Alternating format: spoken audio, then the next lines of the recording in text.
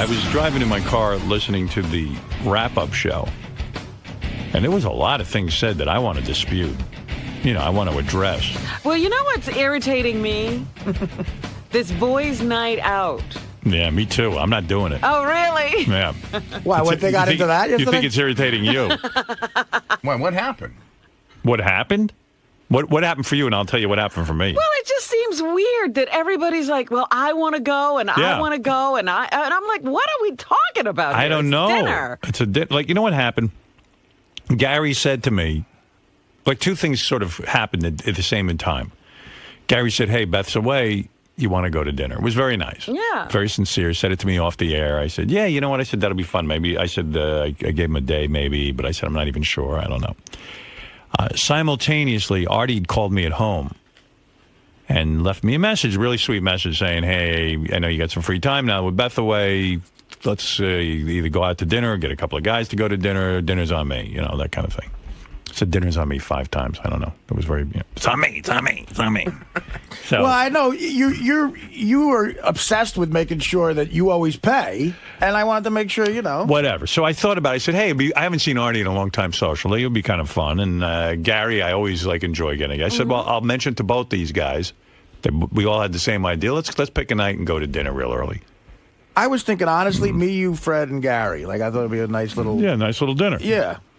No Benji? Well, yeah, that's the problem. Well, here's what's happening. If you listen to the wrap-up show, then it's like, Benji. Well, Benji's like, wait, No, I wasn't. I'm insulted.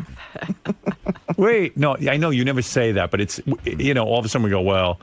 So Gary gets on the wrap-up show with that John Hein.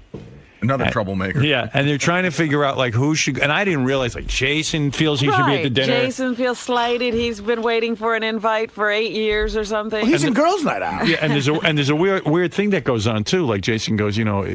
Jason and Will are one person, like Sal and Richard are one person. They make They one come person. in a package. They come in a package. Jason and Will come in a package You know for what they some should reason. do? I They don't should know be like why. the man with 2 heads. Chop off one of their heads and put it on the other guy's body. Then you So solve the Gary was problem. analyzing the levels, and Jason and Will are definitely in the same level because it's like they're one person. You go, and then Jason even said, well, if he's going to only invite one of us, invite me. Forget Will. Right. But meanwhile, you don't invite Jason if you don't invite Will. Right. And then it's the same with Sal and Richard. Sal and Richard are one person. They've made themselves into one person. You don't think of them as anything else because, like I was even saying to Beth, you know, oh, maybe we should have some people out to the house. We'll have, you know, people from the show. Maybe they. And then I go, oh, but there's a problem. I go, I don't want Sal in the house because he's so fucking weird. I love Sal, but he's weird. And then Beth said to me, well, what's the problem? I go, well, then I can't have Richard. Right. Because, well, Richard what do you mean? loses out. I go, because Sal and Richard are the same. Right. Can I tell you how weird it could get? But see, Jason and Will does not want to be one person. Right. Jason doesn't mind as much. Right. Sal and Richard, both of them want to be one person. They really do. Right. So John Hein had some people come In out. fact, Will and Jason don't even like each other. Well, Will doesn't- Jason likes Will more than Will likes Jason. Right, yeah, Will doesn't like Jason. Yeah, He likes him, it was but- a big shock when I found out Will doesn't like Yeah, Jason. I didn't know either. Will likes Shocking Jason, Jason. but they became roommates sort of by convenience, not because they have a lot in common. Right. And then everybody thinks they're these great friends. Yeah, and that's Will's what like, I thought. Will's like, we're not great friends. I like them, but we're not like great friends. But let me tell you something. So John Hein had some people out to his house a couple of weekends ago. It was like me and a couple other people. So he drives Sal home every day, and he says, "Hey Sal, you know, would you you want to come by?" And Sal says to him, "Did you invite Richard?" And he goes, "No." And he goes, "Do you think you could invite Richard?" And John's like, that was just uncomfortable, not because he doesn't like Richard, but now Sal's dictating who, you know, the guest list. Sal said, even on the wrap-up show, I can't go somewhere without Richard without telling him because I would feel too guilty. Yeah, I mean, these two assholes have become like husband and wife. They pee together. Yeah, I mean, it's ridiculous. Every time they walk to the coffee room together, you never see them apart. Yeah, I mean, it's sort of weird. So that's how this whole... And I was listening to this, and I said, forget going to dinner, because... It became a big thing. Hey, you know what's so crazy, too? I'll give you the A, B, and C. First of all, going to dinner with me is so not fun. I mean, Gary and Artie can tell you this. I mean, I go I've and... always enjoyed it. Yeah, but I mean, you know, it's not what you think it's going to be. But it's just. I actually. It's not even great. I enjoy going to dinner with you. Yeah. Because we get to talk about non-show stuff, which we don't do here. And we have a good time. But, Yeah, but it is enjoyable. But it's nothing. It's not the panacea that everybody thinks it is. Yeah. Now I got to look up Panacea. And then like I get an email from Wayne Siegel because he obviously listens every day. He knows everything that So goes now on the he show. wants to be at the dinner? No, but he goes, hey, and he acts like he doesn't listen to the radio. He goes, hey, I know Beth's away. If there's going to be any kind of dinner or you want to get it together for a boys' night and have around. dinner, he goes, I'm around. And then I'm like, well, how deep this is turning into a bar mitzvah? Right. I was like imagining the table now. Yeah. Now you need a separate room in the restaurant. and that's because what it's a happens. party. And really, there's nothing great about going to dinner with me. I'm such a fucking miserable bore. Listen, Howard, something casual. I hired Fleetwood Mac. Right, yeah. Let's bring in the dancing girls. Now, what's the B and the C? If the A is you're not fun, because I do think you. The B is wow.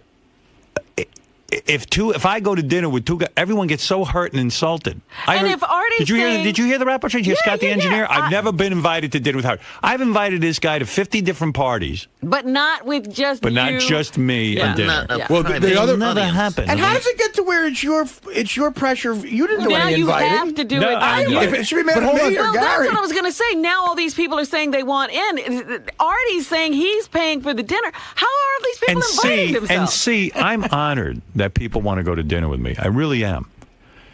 But I have to tell you, no one ever was looking to go to dinner with me.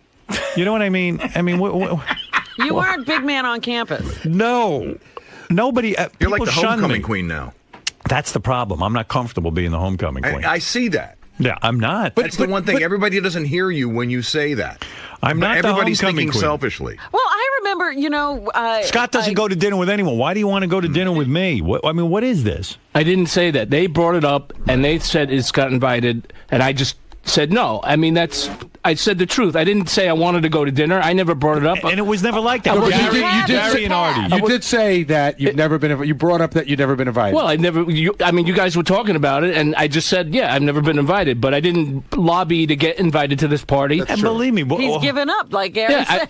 I given up. You're gonna have a nice night with your wife at home. What do you need me for? Lobbying. First of all, it's not a party. I didn't throw a party. Well, dinner, whatever. But I didn't bring it not up. even I a didn't dinner. complain about it. If it happens, it happens. If not, fuck it. I mean, who gives a shit I'll tell at you this how point? bad it is. When I had that party and Howard decided to get on the boat, so many people tried to dive on the boat. The boat I mean, almost You know what it looked I- like? I It got looked so like upset. Cubans escaping. Really? I went It to looked like a Robin's house. flotilla. Robin had this beautiful party, and I'm sitting there. I go, everyone's going on this boat. I gotta She's got go. a beautiful I'm gonna boat, go, too. I'm going to go on the boat. So I slip on the boat, get right in there. I'm with Robin. Next thing I know, I start to feel water in the boat because the boat was tipping down into the People were ocean. diving off the water. the deck. People- I mean- as it was leaving. I mean, and it's embarrassing. You're a number rock one. And number star. two, and then when I'm on there, I feel pressure. Like, well, I should be doing something Right, with yeah, everybody. right. I just Yeah, want you to got to sit. make it a big event. entertain the boat. Yeah, it's crazy. But this has turned into just. Artie and I were both had the same thought. Like, okay, how is that doing? Let's go out to and dinner. I Now thought it's it would like be- the Last Supper. I know. So I shouldn't have said anything on the air. That was my mistake. I just thought it was. I don't know. It It said it applied. after the fact. Yeah. Because that's what happened. Can we bring up one other thing? Because I didn't make I it. should play those clips. But yeah. it didn't make it to the wrap-up show clips. Like Will and Jason were talking about how they did go to dinner with you once early on, right when they first started working here. I Yeah. told you, hey, these two guys do great work. I want you to meet them. Right. And now they're both lamenting the fact that they were really young. They had just started working here. They were completely starstruck by you. And it almost didn't feel like a dinner. And they'd like to get another shot, but they don't know if it's ever going to happen. Well, first of all, I Well, don't that's even. what started Jason's lobbying. How He's many- lobbying before time runs out. I don't even remember that dinner. Cinderella. We went to Josephina's. Oh, did we? It was the four of us and Casey. Wow. Well, there's a party. Oh, my God. What the hell was going on Casey there? was building a computer. At Yeah, right. I didn't realize Casey was going home praying to Satan. Oh, Drawing that in dinner. blood in the Bible. Right. Well, let's see. I got a new King James version I'm going to bleed on. All right, here you go.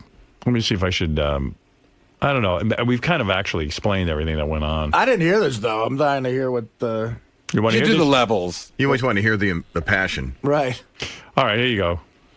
I got an instant message from Jason that was like sort of ha ha ha. You know what I Oh, mean? boy. But he's like, Will and Jason, I would really like to go. And then I said, but if he says no to Will, then just have me come. Like, it was a joke. It was a joke. You sure But it it was was? like if you can't get both of us, then get me in. So it was one of those jokes, but also asking to be included in the dinner. I got the impression that they would like to come, but for Jason, I got the impression he'd like to come no matter what, and I think I know Will well enough where Will would like to come if he were invited, but is not looking to come if he's not invited. That's Yeah. just Will's personality. Will's like, I'd love to come, but like, I'm not gonna fucking beg you to go. So wait, are you saying Jason's looking to come even if he isn't invited? yes, Did anybody else lobby besides Jason? not so far. He was the first, And only. but he won't be the last. I can guarantee you he will not be the last. So Jason, you blatantly lobbied with an IM? Yeah. Posing as a joke? No, I wasn't a joke. Although I thought it was No, sort of- I was being dead serious. Level 1 is Howard, Robin, Fred, and Artie. I'm mostly in level 1, but sometimes I can be in level 2. Probably more level 1 now than I used to be, but there was a lot of times where it was those 4 guys in the studio, and then I just realized all the wrap-up clips you pick, it's just you talking, Gary. I don't pick them. Oh, you don't? No, John picks them. So you mostly talk, I guess. No, that's not true. I mean, just, Right. just today it is, but it's not always at all. So rides level 1 and level 2. Benji's definitely in level 1 a lot, but certainly no lower than level 2. Level 2 is, I think, the guys in the office, which is John, Jason, Will. Sound Richard. Well, see, but the thing at Sal and Richard is they're weird because not only are they connected, I think that Sal sometimes pulled down Richard's rating. You know what I mean? No. Well, he's right about He's that. absolutely right. He's right. That's a great analogy. Because I would invite Richard to things, but There's a level 3, and Sal keeps No. Richard there. yep. Sal's in no man's land. Howard, you can invite Richard. I have no problem with it, for real. I know you don't. I know you want me to But be angry Richard about has it, it. but I'm But not. Richard hasn't. Hey, by the way, I want to defend Sal for once. Thank you. Sal. There you go. You got to hear this clip. This is Sal on the wrap-up show, okay? Mm-hmm. I ran into Sal in the hall yesterday, and honest to God, he was turning the corner. And I saw him, and I said, oh, there's Sal. I never get to talk to Sal. Let me talk to Sal. So I asked him a couple of questions, and we started talking. This is before the show started yesterday. And we had a conversation. I don't know, a 2-minute conversation. And then he was telling me he had seen the Leno show, and he had some thoughts about it, which were kind of interesting to me. So I go in the studio. It dropped a bombshell around here. People started accusing Sal of trying to kiss my ass, that Sal had waited and stalked me so that he could have time with me. This is what I mean right here. This is crazy. Everything Sal- that happens here is observed if it happens around you. Yes. This is what And I'm... then analyzed. Yes. And Sal did nothing wrong. I'm telling you, I stopped Sal in the hall to talk to him. Sal had So nothing you to do were with kissing it. ass. Yeah, I actually was. I was kind of. I wanted to connect with Sal. And I tell you, listen to this part of the wrap-up show. What was so funny? After yesterday, Howard had to complain about the Jay Leno show. Well, guess who else had to complain about the Jay Leno show to Howard? And so before the show today, Sal had to stop Howard. And that JD watches everything from that glass room of his. He's right next to me. He's consumed with this, too. Well, JD sits right outside my office, and he has a glass wall, so he watches everything. And had to just go into this long diatribe about everything that was wrong about the Leno show, and even like how bad his monologue is. You know, JD's right. First of all, Sal's usually not in the hallway. So Sal, A, had to be here on time today. And then B, he had to be in the hallway. Sal doesn't usually wait in the hallway. So you he think wasn't Sal? waiting. Wait. So you think Sal planned this strike? You think he knew when Howard was walking down the hall, stepped out, and made sure that he stopped Howard in his tracks? Yes, to tell I him? think that Sal watched it last night because Howard talked about it. I do agree with that. I think that he formulated on his last night on his way in this morning. I think he formulated an opinion, sort of a discussion to have with Howard, and made sure he was there to have it with him. Brian, did he bounce that off you at all on your Yeah, drive-in? he definitely did something like that. He He ran it by me. He also said, it was like funny because I was like, why do you even bother watching him? All you're doing is giving him more publicity when you talk about it. And he goes, I don't know why I watch it. I guess I watch it because Howard told me to, and talked about watching it. So I want to, get his opinion about Well, it. Sal was totally, trying to defend himself. And I'm here to tell you that I'm the one who called Sal into the conversation. And Sal ran into me. He was completely on the other side of the building. You went looking for him? No, or I didn't what? look for. No, he just happened to turn the corner. It was a total random meeting in the hall. All right. There was no setup. If he wanted to see me, he would stand outside his door. And the fact I is, watched Entourage. Yeah. I mean, the fact is, I don't know why he's catching shit about him doing maybe some show research. It's a big subject Yeah, on it the was show. fine, Sal's yeah. a writer on the show. Right. Yeah, why wouldn't you try to check it out and have an opinion about it? I watched Entourage on HBO On Demand. Then I turned on Leno, and after 7 minutes, I rolled over. Then in the morning, I'm with Brian. Of course, it's a normal topic of conversation. Jay Leno comes up every day, so I discuss what I saw with Brian. We talk about a million subjects, but Brian, to say that I fabricated this or to test it out, no, he said I came across as testing it out. You know that's bullshit. Dude. It's come on. Come on. It's really not. Okay, so now I express my interest on a show that everybody has an opinion about. So, okay, everybody, answer- just so, which all of a sudden now, me expressing an opinion turns into some sort of Sal, conspiracy how that many- I'm going to get Howard in a corner in the hallway and kiss his ass. It's ridiculous. How many That days is- a week? Stop talking for a second. How many days a week do you stand outside your door Never. and wait for Howard to Never, come? He He never ever. does. And why did you do it today? I didn't. I was walking down the hall and he was walking towards me. How convenient.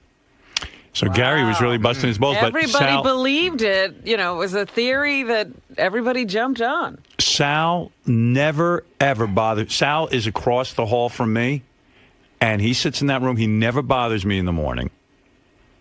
And I am telling you, he was walking in the hall. He was coming around the corner, and I stopped and spoke to him.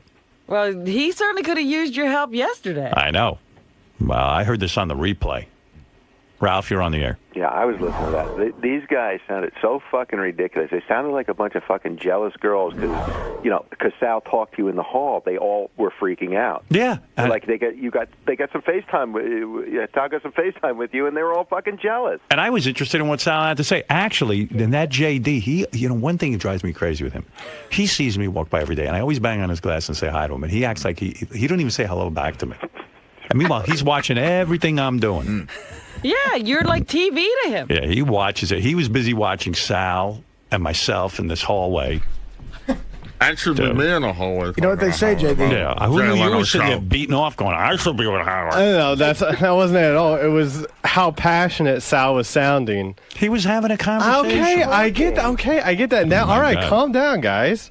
I apologize to Sal, and I don't know how to react whenever you just knock on my window. I waved to you. You waved back, you mutant. Say hi. Well, I don't want to bother you. Bother me. I'm bothering you. Yeah, you can't, waving back would not be bothering him. Well, sometimes I'm actually doing JD something is so too. used to people shunning him. He's like Frankenstein. That's why he accidentally kills a girl down by the river. Of all the people to be in a glass office to be observed. Oh yeah. I love those tours. I understand JD is kind of awkward and stuff, but you would figure after like 8 years of talking, he would learn how to talk and stuff. He still can't Did you talk. hear the tape of him yesterday on the that wrap-up was show? great. I loved it. JD could not get out a sentence on the wrap-up show yesterday. Wait, I don't know. Listen to this. Listen, here's JD on the wrap-up show yesterday. You got to hear this. He's retarded. I don't know if he Fuck you. necessarily actually wants me there. He asked you point blank. But that's on the air. We'll see what happens off the air. Something happens. He doesn't talk to anybody off the air. Well, whatever. Well, okay. We'll see. It's still they don't even know when they're doing it. What's so. going to happen off the air? I'm not saying. I'm just. I don't know. I'm just saying. It's. He asked you on the air. If you're not there, he's going to go, "Where's JD?" And I'm going to go, "I don't know. He didn't take it seriously." No, well, first of all, I have to be told. Listen, no plans have been made. So until that is done, if I get the plans known to me or something, then I'll go. I guess. What are you talking about? I said to JD this morning, what happens to you on there? He goes, I get pressured because you're not allowed to have dead air, and it screws him up talking. I love when JD goes, listen. Right. Yeah. Because you're going to have to listen hard. JD's a pro, no dead air. So you hate when those tours come through because people introduce themselves to you, right? Like that's the thing. You hate that. Well, it's just odd. It's just like, it's odd. I don't know them and It's like, it's odd. It's like, why don't you get curtains? I don't know. I don't know them. That I know But that. I'm a guy and I tap on that glass and you get weird. No, I know, but sometimes I'm actually putting, trying to finish editing working. something or whatever. All right. Sometimes. Okay. Not now. But the speech thing, I figured, Ralph makes a good point. You think after like 8 years being around us and you're pretty well accepted, I can understand maybe most of your life you were shunned. But gee whiz, that's a guy. I mean, you got damaged all over you when you talk like that. There's no chance if you played JD on the air 8 years ago and today. It's just I know. Here's JD talking about fancy restaurants because I guess he was commenting on fancy restaurants because we were talking about going out to dinner. Right. The problem I have with whenever I've eaten at nice restaurants is the portions. The portions seem very, I mean, they seem small, but, after you eat it, you seem okay. But, man, you look at, like, a little, like, strumpet or something, and it's like, and the fancy plates. Whatever. That's just me. So you're a quantity guy, not a quality guy? Is that what you're saying? No, I mean, I don't know. I mean, I seem like I should be, or not should be, but like when you're looking at the fancy food and it's, less quantity, then I become quantity. But after I eat it, I become quantity. I don't know what the fuck I'm saying anymore.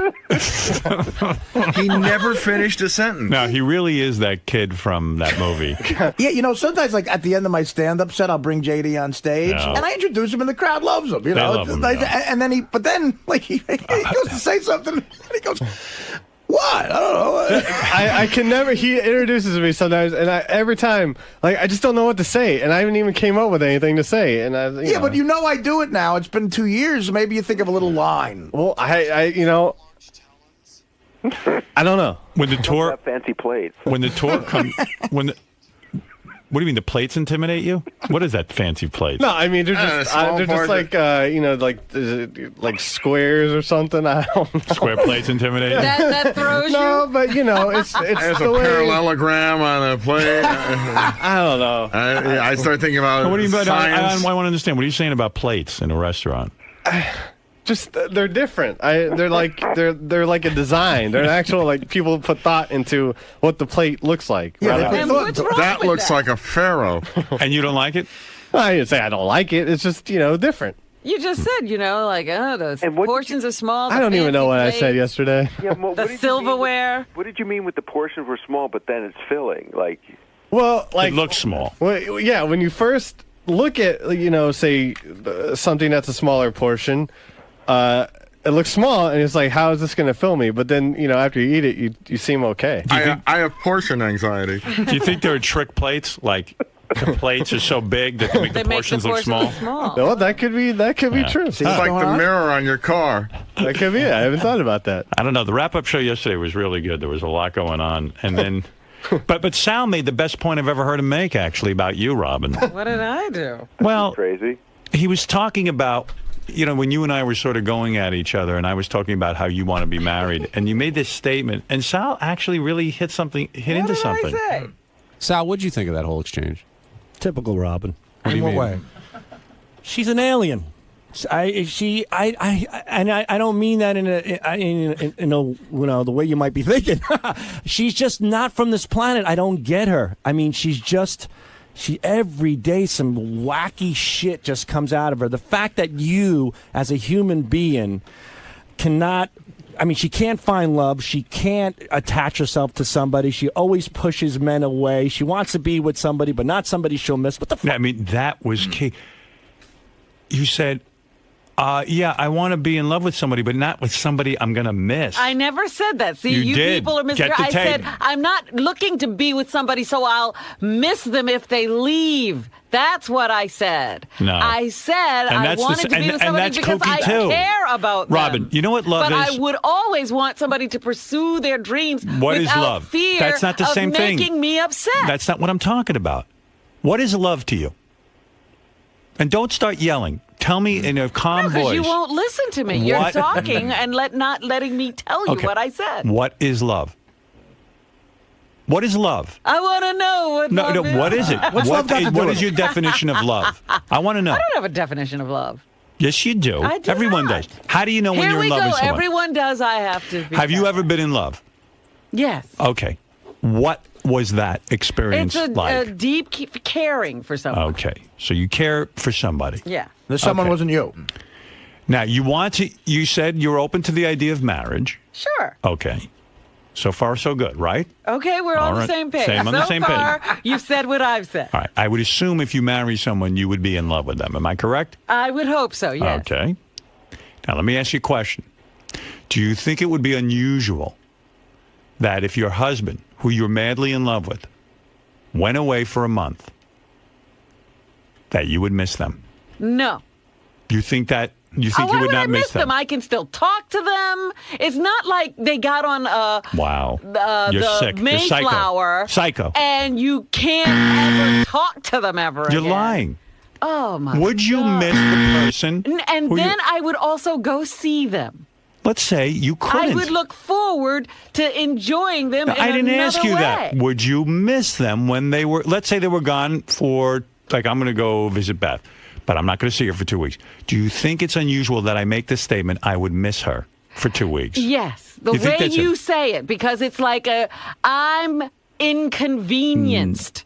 I said I missed her. This is what it sounds like to me. Have you ever missed anyone? You're psychotic. You're uncontrollable now. Oh, okay. You've gone completely off the deep end. You know what it is, and I'm going to tell you what you. I've not gone off the deep end. Off This is the where air. I've always This is this been. character you've developed on the air. No, wait. Because off the air. You're an asshole. No. Because you don't You know developed who a character. I am. I don't. And you will This is not the- continually misinterpret This is me not the and person then I tell talk to me- off the air. And then tell You're being me a hard ass. Be yourself. I am Be not yourself. me. Be yourself. Oh, stop. You're developing a character here because I'm not a you want character. what? You can't be a I'm woman. being me. You can't be a sensitive woman on the air. I am as sensitive as they come. No, you're not. Yes, I am. I'm just not You crazy. won't. You mean? want is it me to be embarrassing? crazy. Is it embarrassing to you to admit want that you would me miss to a man? Be crazy. That's it what you want. You want me to be miserable You are crazy. and crazy. No, you're crazy. I happen You're not insane. to be a miserable You're not crazy. person. You're nuts. I don't look for reasons to be upset. You mean it would What about admitting that you might miss another human being is embarrassing to you? What does that say to you? How can you miss somebody these days? There's so many ways to communicate. Well, it's Wow. weird that she can even make that statement because she doesn't even know who this guy is, and she can't say maybe I'd miss somebody. Because I guess she's never really missed anyone. No, I haven't. Have you ever been in love? Yes. With who?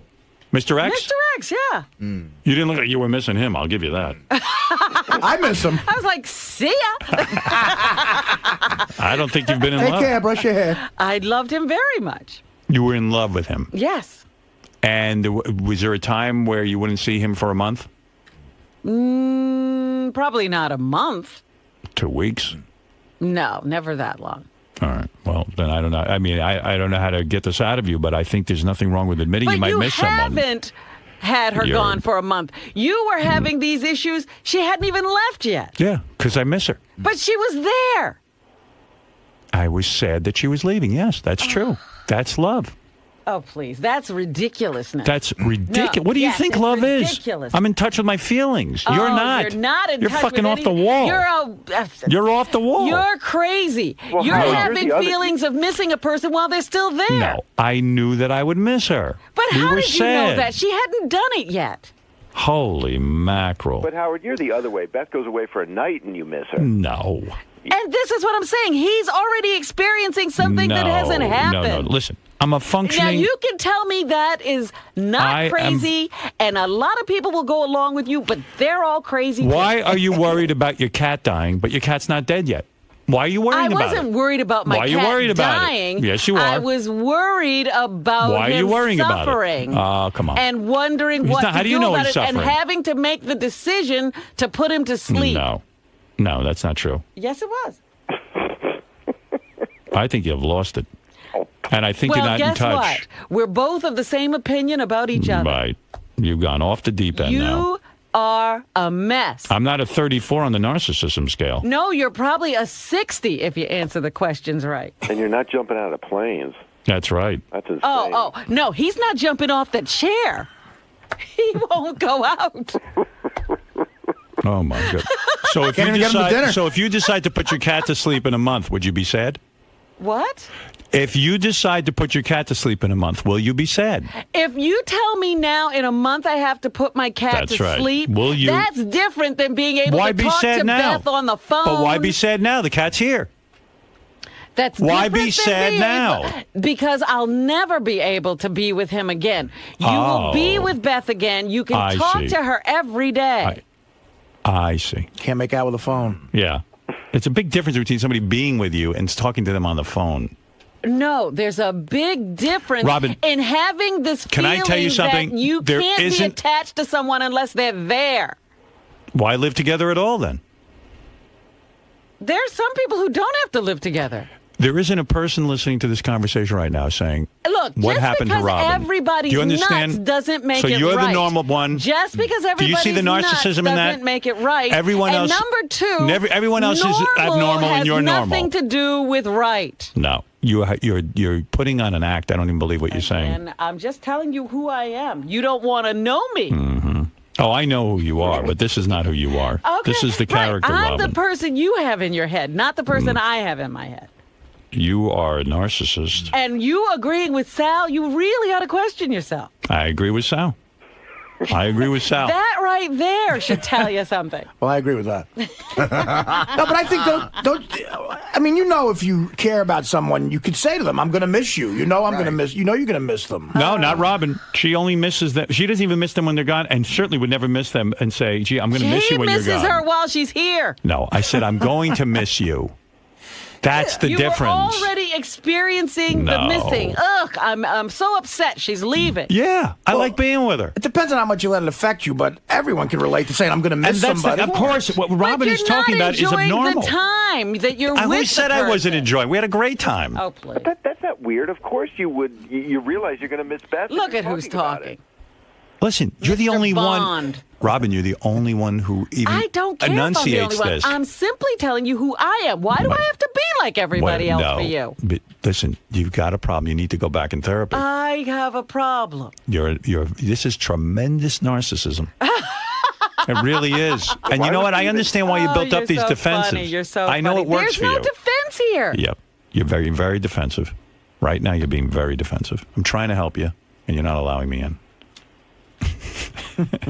Fred, what do you make of what Robin's Don't saying? even start with Fred. Fred will tell you the truth. Fred's a committed, What successful. difference does it make? What difference think does Robin- it make what the opinion I'm is? just, I want you to understand that this sounds abnormal. I think Robin believes what she says, and I think her It's sad. standpoint. I find it a little sad. I do. Yeah, me too. Because I think I'm only saying 'cause it's a I'm sad form for you. of protection. It's like you don't Right. allow yourself to get She's very that well close protected. to people, and I understand The that. I've suit been of that way armor. myself sometimes. She's more covered than Lady Gaga. Do you think? But I understand why she has that opinion. We've all I do been understand burned it. by the Right. flame of love. Robin, I understand. And by the way, Sal, You're all and that, codependent. That's what your problems are. But and I'll ignore that insult. But in that clip with Sal, They're Sal, insulting me, but you're going to ignore my Sal was insult being to a you. kiss ass in that clip. In that clip right there, A where he kiss was ass where? attacking Robin, he was being a total kiss ass. To who?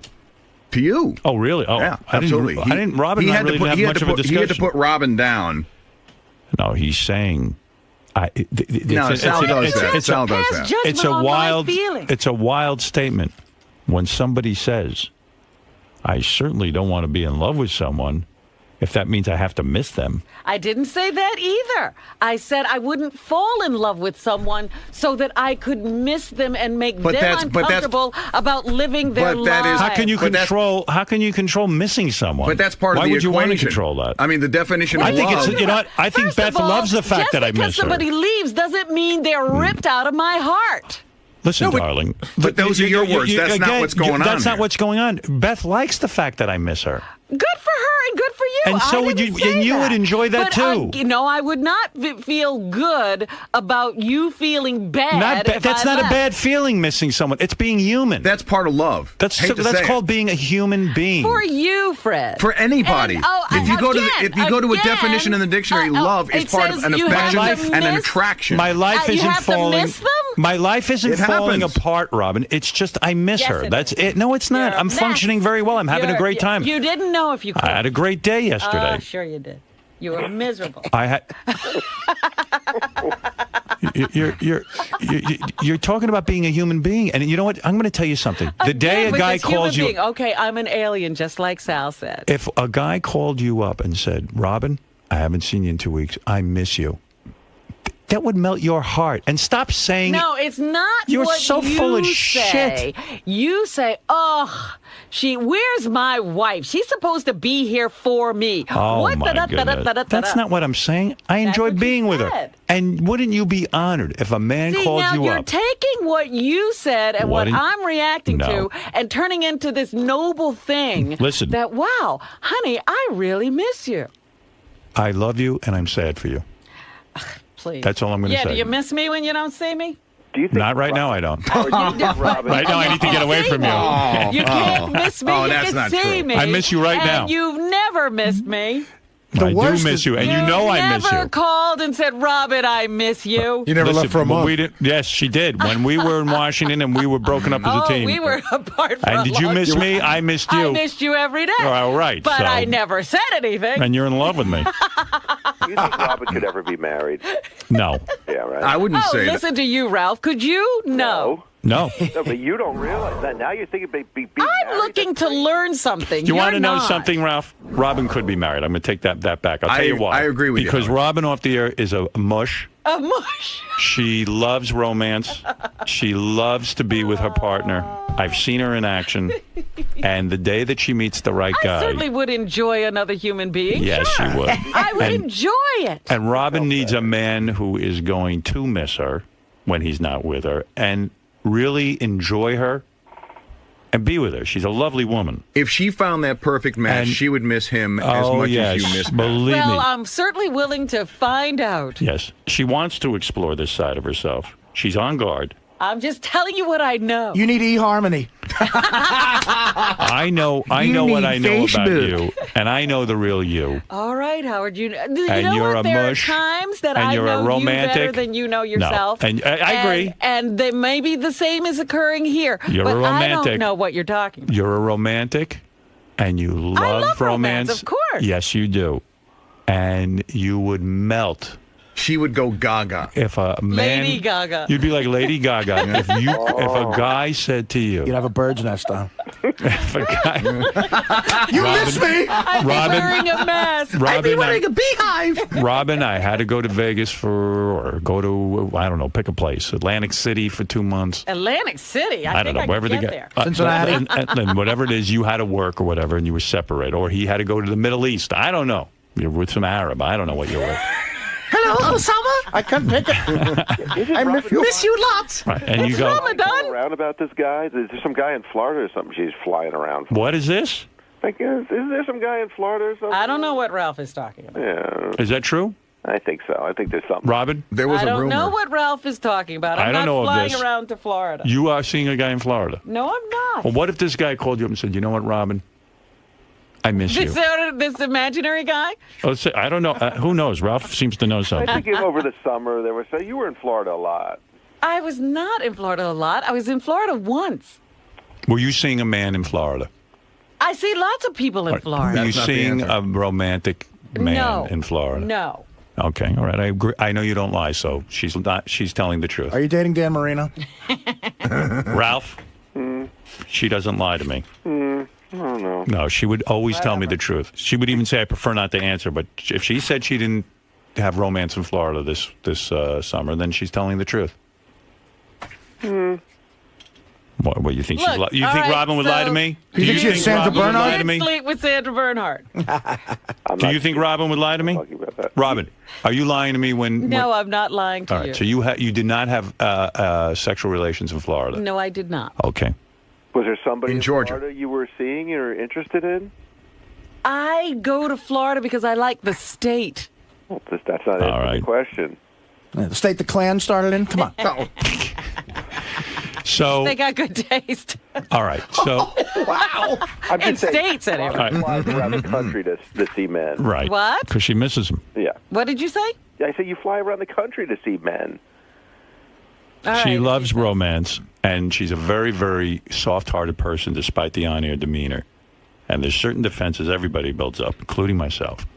And her particular defense is the suit of armor that Robin wears every day. She tries to be tough. Is this tough guy thing. Good But let me Lord. tell you something, and this is an advice to all men who want to be with Robin. You shower this woman with the kind of attention I'm talking about, where you say, Robin, I love you. I miss you. Yeah. She will melt like and be yours forever. See, I can relate to that. I'm with a lot of women who actually need a shower. Right. When you were seeing Well, Jim, they're on drugs, these when girls. you were seeing Jim and you were in the middle of that and hot and heavy, you didn't miss him when he went on the road and No. no. That's what he did. Did you miss him? No. Okay. That's strange. All right. Poor Jim. I'm crestfallen.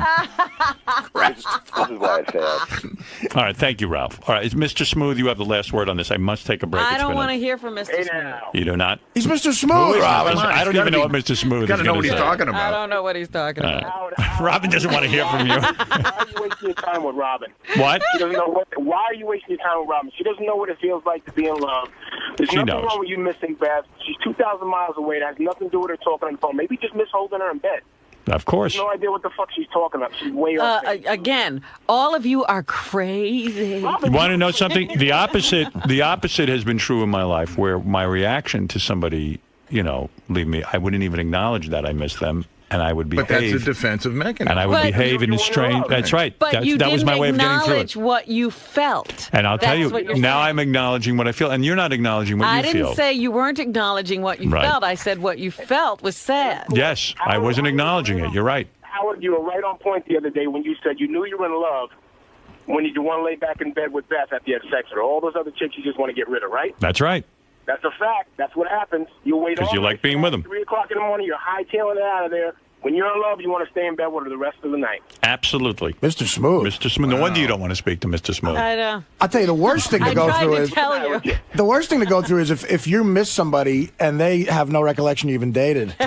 That's happened to me many times. Oh, I've gone through that. Or they answered the phone. Sometimes Who I is thought, this? many times I thought I was in a relationship with someone, and Right. it turned out they didn't even know it. Honey, do you realize I'm your boyfriend? Because I've been telling people. That Who are first- you? My first girlfriend that I called, the one I've had in the studio here? Robin? Yeah. Like Robin, she had other men when she was, with me. And I said, you're my girlfriend. God. And she goes, oh, I'm so sorry. I didn't know. She goes, I didn't realize. I guess everybody treated In other- her the same way. She said if I had, she goes, I didn't think of you as my boyfriend. I mean, I'm seeing other people. I mean, I don't know that she had sex with them, but Right. she saw people. I miss the guy you're fucking too. You know how it feels. What? You were on the other end of the stick. You know. Absolutely. Many times. Artie's telling the truth. No, that in all seriousness, I've Many times missed a woman and they have no no idea who you are. They're not even close to the same feeling. Right. All right, thank you. All right, Robin, everyone agrees with me. Well, that's good for you. Doesn't mean it's right. Zolar, what do you think? Zolar. Mr. Look Smooth at and Zolar. look at who we're having comment on. Zolar's a bright guy. Go ahead, Zolar. Well, yeah, actually, I was thinking of it as like I kind of miss them, but I kind of anticipate like my girlfriend's return. I don't miss them. What I was going to call to say is I hate when like I'm about to go somewhere and do something for 2 weeks, for instance. Before I even go, I'm getting the guilt from her. Like, oh my God, you're going to leave me. I'm going to miss. That's what I'm talking about. That's wrong. Well, that is wrong, but I don't do that. Yes, you were doing it. No. You totally are doing that, Howard. I mean, No, you know, no, like, no, oh, no, where no. is my And that's wife? what I was objecting to. Right, I knew see. that. I knew All that, right. Robin. All right, Thank you, Zolar. Zolar. You are brilliant. See? I told you I was smart. I Robin, tried you to said tell that- you that. Robin, you said that like other people have said he's brilliant. All right, You are Robin, good for you. You have your point of view. I don't buy it, but all right. That's your way of getting through life, and I respect that. All right. And I must take a break. I can't talk to you all morning about this. Look, let's never talk about it again. Fair enough. You don't want to hear the wrap-up show today, Rob? All right, we have Lisa G here with headlines. Lisa G is going to tell us what's going on in the Howard 100 newsroom. Come on in, Lisa. Lisa Glassberg takes shits at work. Lisa? Yes, hello. What do you have? Hi. Well, I know you were Lisa agreed with me. No, she doesn't. Yes, I do. You want to you think missing a person is bad? No, but it's how you're missing them. Robin is very independent. Let's say how you're missing them is, there's ways to missing people that's appropriate and inappropriate. Right. Okay. But what's the idea that you don't miss someone? I mean, have you ever heard a human being say they don't miss someone? Let me ask you something. I've gone to a restaurant, as Fred just said. He said, I've gone to a restaurant, he says, and there's Beck's beer. If it's not there, I miss it. I mean, I miss Beck's beer. Oh my You've never God. missed someone? I have, yeah. You know why? Because you're human. And Robin misses people, but she doesn't want to admit it. I miss heroin. Right. You're right. Okay. So you missed something. Can I tell you? All right, I will tell you. I miss people who have died because you Sure. can't contact them again. Okay. And then to a But if lesser you're degree, constantly in contact, what are you No. missing? First of all, you can missing contact being them. with that person, You're spending being time with them when you're no, with you're not. them. Even when you're on the phone, you're with them. Not with. That's not being with someone. That's checking in. Again, that's this neediness maintenance. of yours. This, like they got to be there in the Oh flesh. my God. You know how long it took me in therapy to admit that I miss someone? That this is a major accomplishment for me? That and that you. I tell you, that doctor's steering you in the wrong way. No. This is what he's doing. It's a very good He's thing. turning your fig. I'm enjoying actually feeling human and valuing someone and thinking that they're more important than someone else, that placing them above all others. the time. I don't have problems Ah. with thinking somebody's more important. No, this is bullshit. Now, maybe Lisa's never been in love either, because the two of you. It's highly the unlikely. two No, I of you- have. The two of you are very similar in many ways. She loves two things: violins and cookies. Yeah, you should start a support No. group. A support group of what? I miss we my don't cat. Need support. You miss your cat? Oh, that's terrible. Why would you miss a cat? Is the cat alive? Easy, Larry King. Because I love it. And Right. I In other words, your miss him. cat is home, but now you're at work, you're missing the cat. When I go on vacation, I miss my cat. Sure, of course, that's normal. That's called being a human being. And Robin has the same feelings. She's, for some reason, created a persona. What you're calling missing a person and what I would call missing a person are two different things. No, they're not different. Yes, they are. In the way that Lisa can miss her cat, because she loves the cat. I don't miss the cat like that. I noticed that don't the cat's label not it. there. Do you notice that the cat's not there? So it's like a couch. I feel sad for you. That's Oh, God. all. Don't feel sad for me. I'm so. Who needs your pity? You don't know that it's sad that you can't feel. I'm not. You can't feel sad. attached to Only anyone. Be sad. How sad is I'll that? only be sad for me if I get sad. The struggle you put up to admit you're human. I am not human. Boy, obviously. oh boy! No wonder that therapist quit the business. Well, I'm not You know, her sad. therapist left the business. Well, your piano teacher committed suicide. Yeah, that's right. You know why? Because I was horrible at playing the piano. So, And you- at least this woman had the good sense to just go. You drove that woman batty. She said, "There's no way. I can't even get her to be human." I'm not another 34 at 12. She got her down to a 34. I do a 34 under protest. She's at 100. I don't feel sorry for Robin not missing I do. anybody because she does miss somebody. Of course. She does. Yeah, she does. I know, but it's You just know sad what? that she has to put this Right. persona on. I don't have a persona again. Well, it's Is a there any protection. way- A What? protection. I don't want a to talk to protection. you a anymore protection. because if I'm I sad for can't you. say what I feel, I gotta. You know what? You don't feel that I'll way. end this right now. You don't feel that You're way. absolutely right, Thank Howard. you. I miss someone every day. Not every day. And I'm miserable. I didn't say you were I miserable. cry. It's human to miss someone, I Robin. can't get out of bed sometimes. I miss Lisa, him do you so miss your much. cat today? Even though you saw your cat this morning, do you miss the cat? A little bit. I had All right, so that's what we're talking about. Robin won't admit that. I have a question for I have Lisa. cats ask me if I'm missing them. Well, of course not. You're Robin. You're a robot. I feel guilty about that. It's like, oh my God, I can't Why believe feel it. guilty? That's human. I know. It's, not- but it's called being human. And Robin is human, and she misses things and people and cats. But she doesn't want to look at it. It's too painful to her. But why? I don't know. I don't know what happened. Lisa, it's human Again, to miss I'm not a something psychiatrist. happened. I'm not in pain. Well, I that's didn't good. say it's not And it necessarily wouldn't pain. be painful if I did feel that. Oh my God in heaven! What's wrong with you? Why are you What's wrong with struggling so me? much? Why does this Oh, bother my you so God much? What almighty. is your thing about this? Because I is a suffer thing- from the same This thing. is It a took me a thing- lot of therapy to miss someone. This is a thing for I'm you. sad for you. This don't. If you keep saying Your that, protection if makes you me sad. Keep saying that. See, Sorry. That's what irritates me. I see the about sadness you. in this. It's for you. It would be sad. Don't feel bad for me. There's no Argentina. reason What to do feel bad you for me. do? You remember the show Star Trek? I'll leave you with this thought. Do you remember the show Star Don't Trek? leave me with an Answer yes or no. Do you from remember? Star Do you Trek. remember the show Star Trek?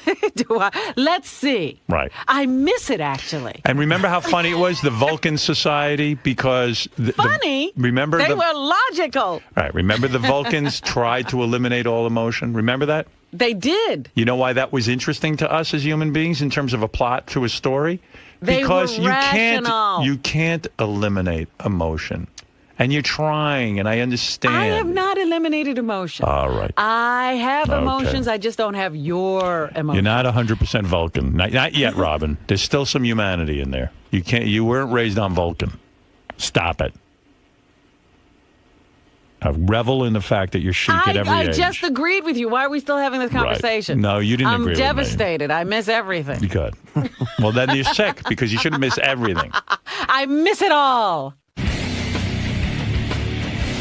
Sal, look when you started, man. Everyone turned on Robin. I didn't start anything. Robin started it. I mean, that's her. I just brought it to the forefront. I was the one who had the balls to say it because everybody here is a bunch of ass kissers. You know, they all walk on eggshells. Bunch of wusses. No, what do you really feel? That she can't find love? Look, She can find anything she wants. You know what I mean? She can find planes to jump out of. She can find race cars. She can find all that stuff. I'm not saying that she can find love. I'm saying that she prefers not to find love. Why? She doesn't have to. She doesn't have to. Look at all the women in life, a good majority of women. What do they have? They have somebody that will provide them shelter, security, money. Robin has the ability to do that all on her own. She's completely self-sufficient. She doesn't need all that shit. So, you know, if you really think about it, what's love? The only thing you really love are your children. You don't really love somebody you're with. I mean, you do in the beginning, but afterwards, it's like a Jekyll and Hyde syndrome. You don't love somebody anymore. You're stuck with somebody. It's like having a roommate you can't get rid of. So there's no real love. So Robin has the ability to buy love. You know, she can get love whenever she wants because she's in that position. Now, if Robin was a cashier, let's say at the dollar store in Hoboken, I can almost bet that she would find love. Do you know what I mean? Yeah. Ask some Spanish broad who's working at the Sizzler washing dishes. She looking for love? You bet your sweet ass she's looking for love. You know, but the definition of love to some people are different than others. So, Lisa, being the only other female on the staff, what do you think about this whole conversation about love and missing people? I think they're really ganging up on Robin, and she is who she is. If that's the way she feels, then that's who she is. You can't make someone something they're not. So that's, I feel for her when everyone gangs up on her and goes, oh, you're not human, you're a Vulcan, whatever. So she's been in love before, and no one can tell another person how to love someone. You have to do what's right for you. But do you agree with Howard and Fred and Artie about, missing someone? Well, I know I don't know if that means that you love or don't love someone if you do or don't miss a person, but I know with me, I'm very independent, so do I miss someone? Yeah, I would, but I wouldn't let it, ruin my day or my week. It's just like a little something you keep in your back pocket. I miss them. I wish I could see them, and that's it. I think maybe Robin was taking it to mean that, to the extreme, that if you miss someone, she's listening to Howard and going, oh my God, my whole week's ruined. I just think she's very independent, and she's okay by herself, and she's great with someone too. I think that's the best of both worlds, not to lose who you are. Do I miss things? Yes, I do. Like I was telling Howard, yeah, I miss my cat, and I always feel so silly because when I first adopted my cat, I went, okay, I have a cat, here's some food, see you later. And I ended up really missing him, and I felt so weird about it. But now I really enjoy the fact that I care for something, and I love him, and I miss him. It's just a part of who I am, but I can't tell someone else how to behave. So, good for Robin. I'm her biggest fan, so it's all good. Everyone in there was pretty much against you on, like the definition of love. And, because they're saying if you miss someone, you love them, what would you... Is that how they know? They can't know unless they're in pain? See, that's my contention, that love shouldn't cause you pain. And they're all looking for pain to figure out if they're in love. So how do you know? Because you care about the person. You like being with them. But you don't have to be in pain just because they leave you. So you think all of them have just like... I think they have distorted problems. I think they have problems. They don't want to face them. They're little whiny babies and they're codependent and they don't want to deal with themselves. Hey, what do you think of Sal's comments? I told Sal that he can go to hell.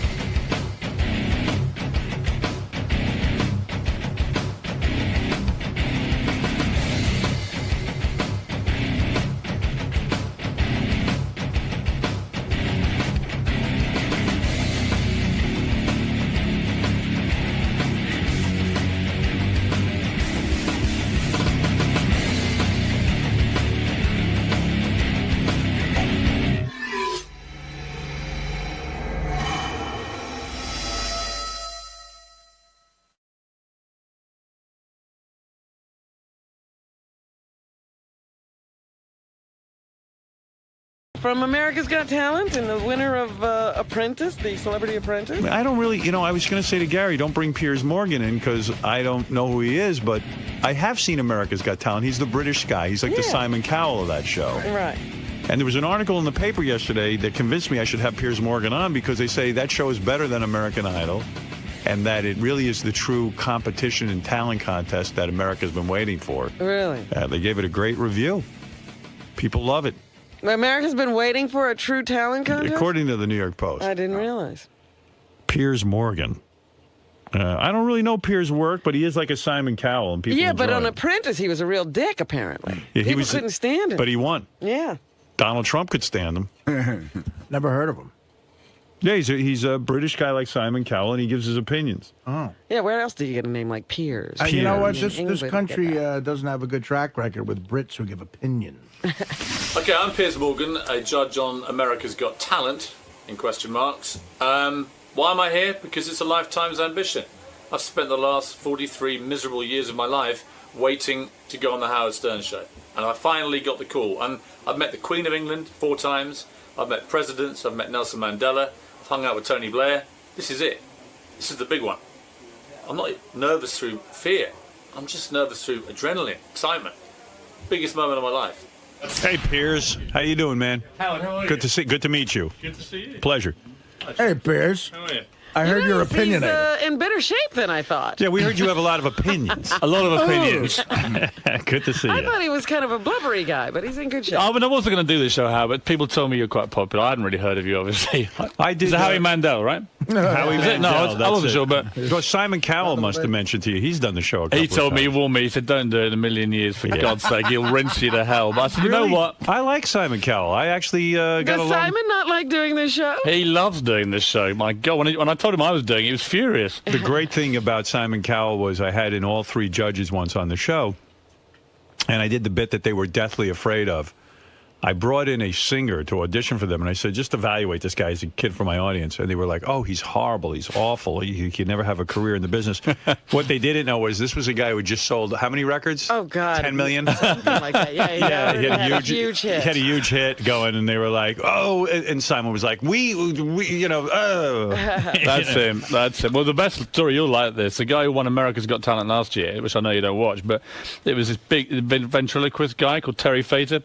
So Simon says, oh, ventriloquist's not going to make me any money. God, forget it. Leaves him, right, to go off and fend for himself. Right. 2 weeks ago, he signed a $100 million deal at the Mirage in Vegas. Is that right? Biggest Vegas deal in 5 years. Yeah. Simon would not sign Simon him. doesn't get a dollar. It's one of the funniest stories of the year. $100 million. $100 million. Shows how much he knows. Why was the guy so good, the ventriloquist? Like, I love ventriloquism. Well, the twist he had was he does singing impressions himself, and then he does ventriloquism through the puppets. And 2 years ago, he brought them together and does singing impressions through the puppets. Right. So the puppets, like Turtles, sing Dean Martin, but he's brilliant. And it's an amazing act, but Simon just never got this. To him, he wasn't a singer. He wasn't 19. He was never never going to happen. He's a puppeteer. Fantastic, yeah. Yeah. And Simon could have signed him and actually participated in the $100 million deal. He could have had a big cut of that money. He would have been the manager, so to speak. Exactly. Yeah. Wow, no kidding. If he'd been a singer, Simon would be laughing all the way to the bank. But because how do you get a cool job like yours? I think your job is really terrific. That you could sit there every what week. were you doing before? Yeah. I was a tabloid newspaper editor for 11 years in England. Oh, yeah. So, I mean, you're a legitimate guy. You've been in the business, sort of. Yeah, I used to write crap about Simon, and he sort of admired my work, and eventually I got fired. I mean, you talk about the guy who's been fired from the baseball team. So you would write bad things about Simon? Of course. And so Simon sort of took you, co-opted you in a way, and brought you into his organization to shut you up. Yeah, his exact words were, I need somebody even more obnoxious than me to come and judge this show, America's Got Talent, and I can't think of anybody more vile than you, so do you want to start Monday? I said, where is he? He said, Hollywood. I said, get me out there. What are the kinds of things you would write about Simon Cowell? I mean, you found him to be grating and obnoxious? Yes. Yes. And you would write that, and now that he's your boss, in a sense... Now I've had a dramatic sea change of opinion. I think he's a handsome and powerful man. So everyone can be bought off. The worst thing about him is that we went to, you'll know this place, Stringfellows in London, right? It's like the Scores of London. Right. It's about a year ago. This sums up my relationship with Simon. So we go in, and all these girls gravitate to Simon, these lap dancers, like a sort of, like the ultimate babe magnet. Well, and he's I'm a rich sitting guy. there, right, so I'm sitting there on my own. He's there, worth 150 million, blondes everywhere with pneumatic breasts. And I end up with one lap dancer comes to me who's Polish and wants to read me weird Eastern European poetry.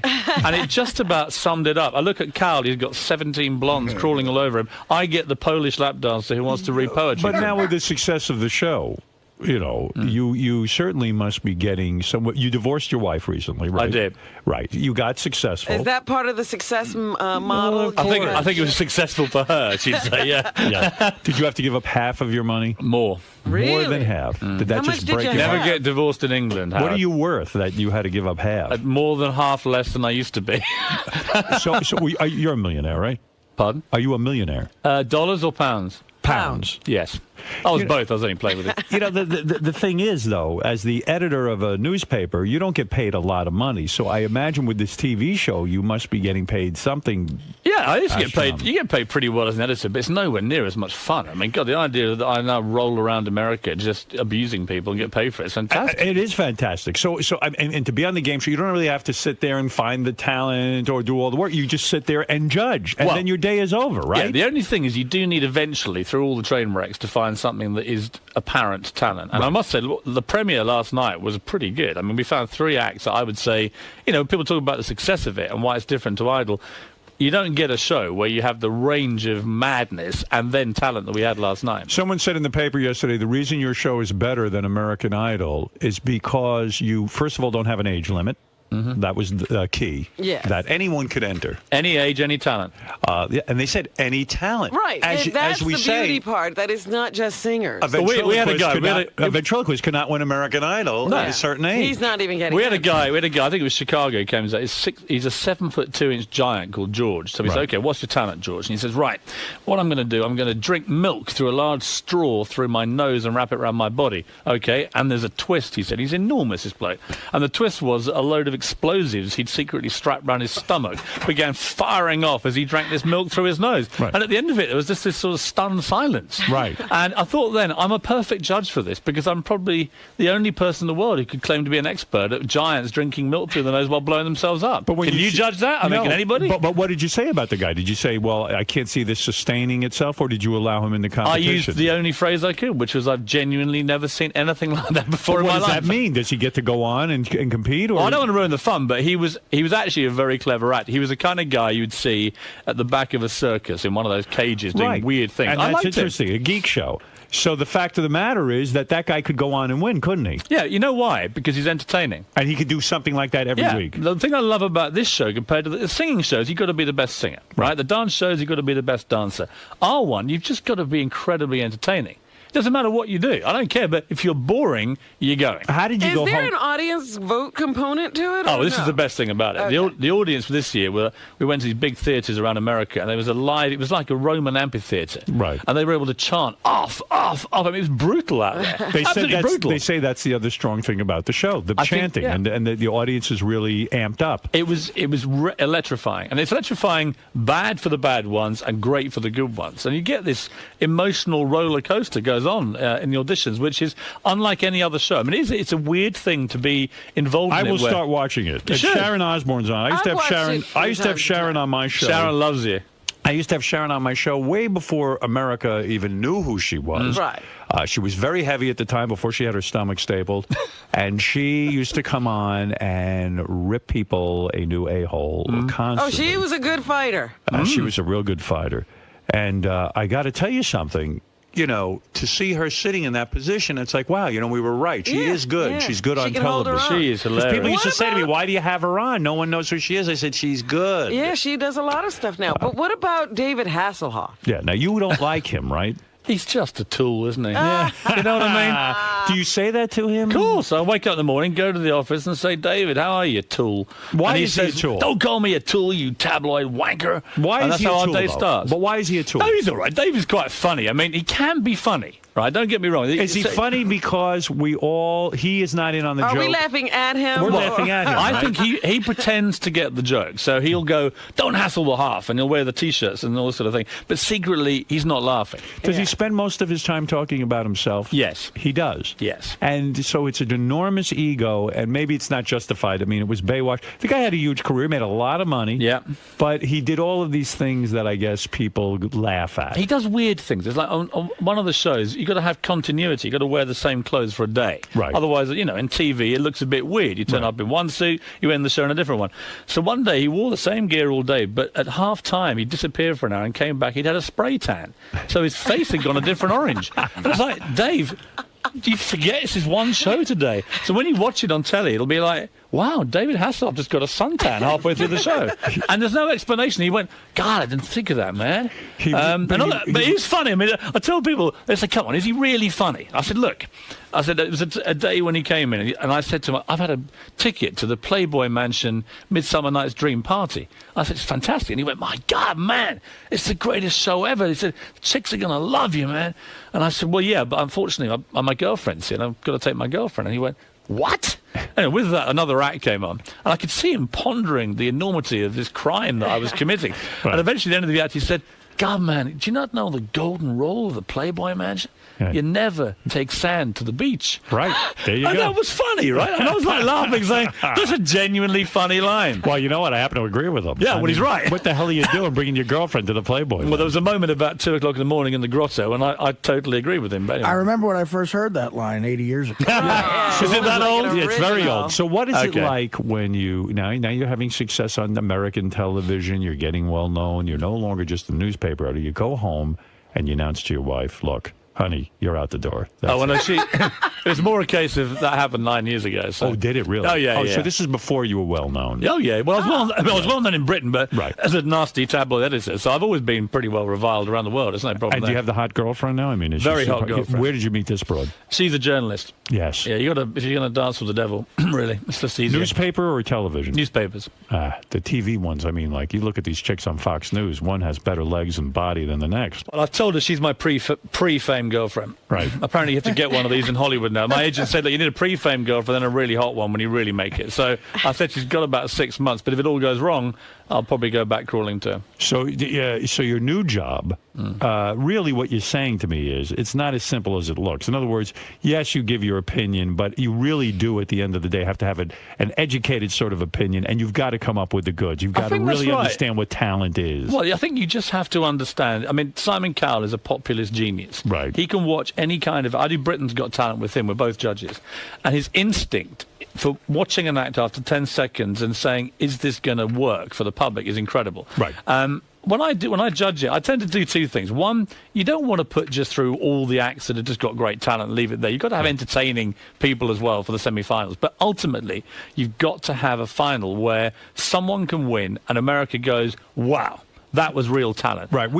We had a judge once. Remember when we did our film festival and we had a judge and we had to give our opinions and stuff like that? Yes, And I found it very difficult, actually. It really is, because you do feel the pressure. Like, what if I'm wrong? What if I really don't know? I mean, I think American judges, from my experience of watching them and working with them, David and Sharon, just David in particular, but he doesn't like getting booed by the audience. He doesn't like being critical. And I get that. Americans are basically nicer people than Brits. The reason we all get farmed out here on this evil Brit judge factory is because we are more comfortable with saying to people, that was terrible. You know, because we're just It's a hard thing to do, to say to someone, you really have no talent. Yeah, but I think it's a fairer thing to do. The worst thing to me is to say to someone who's terrible, hey, you were really good, you got potential. They Because go then away they and say, waste their lives chasing living a dream they living can't a have. dream. Yeah. You did The Apprentice. I did. That was fun?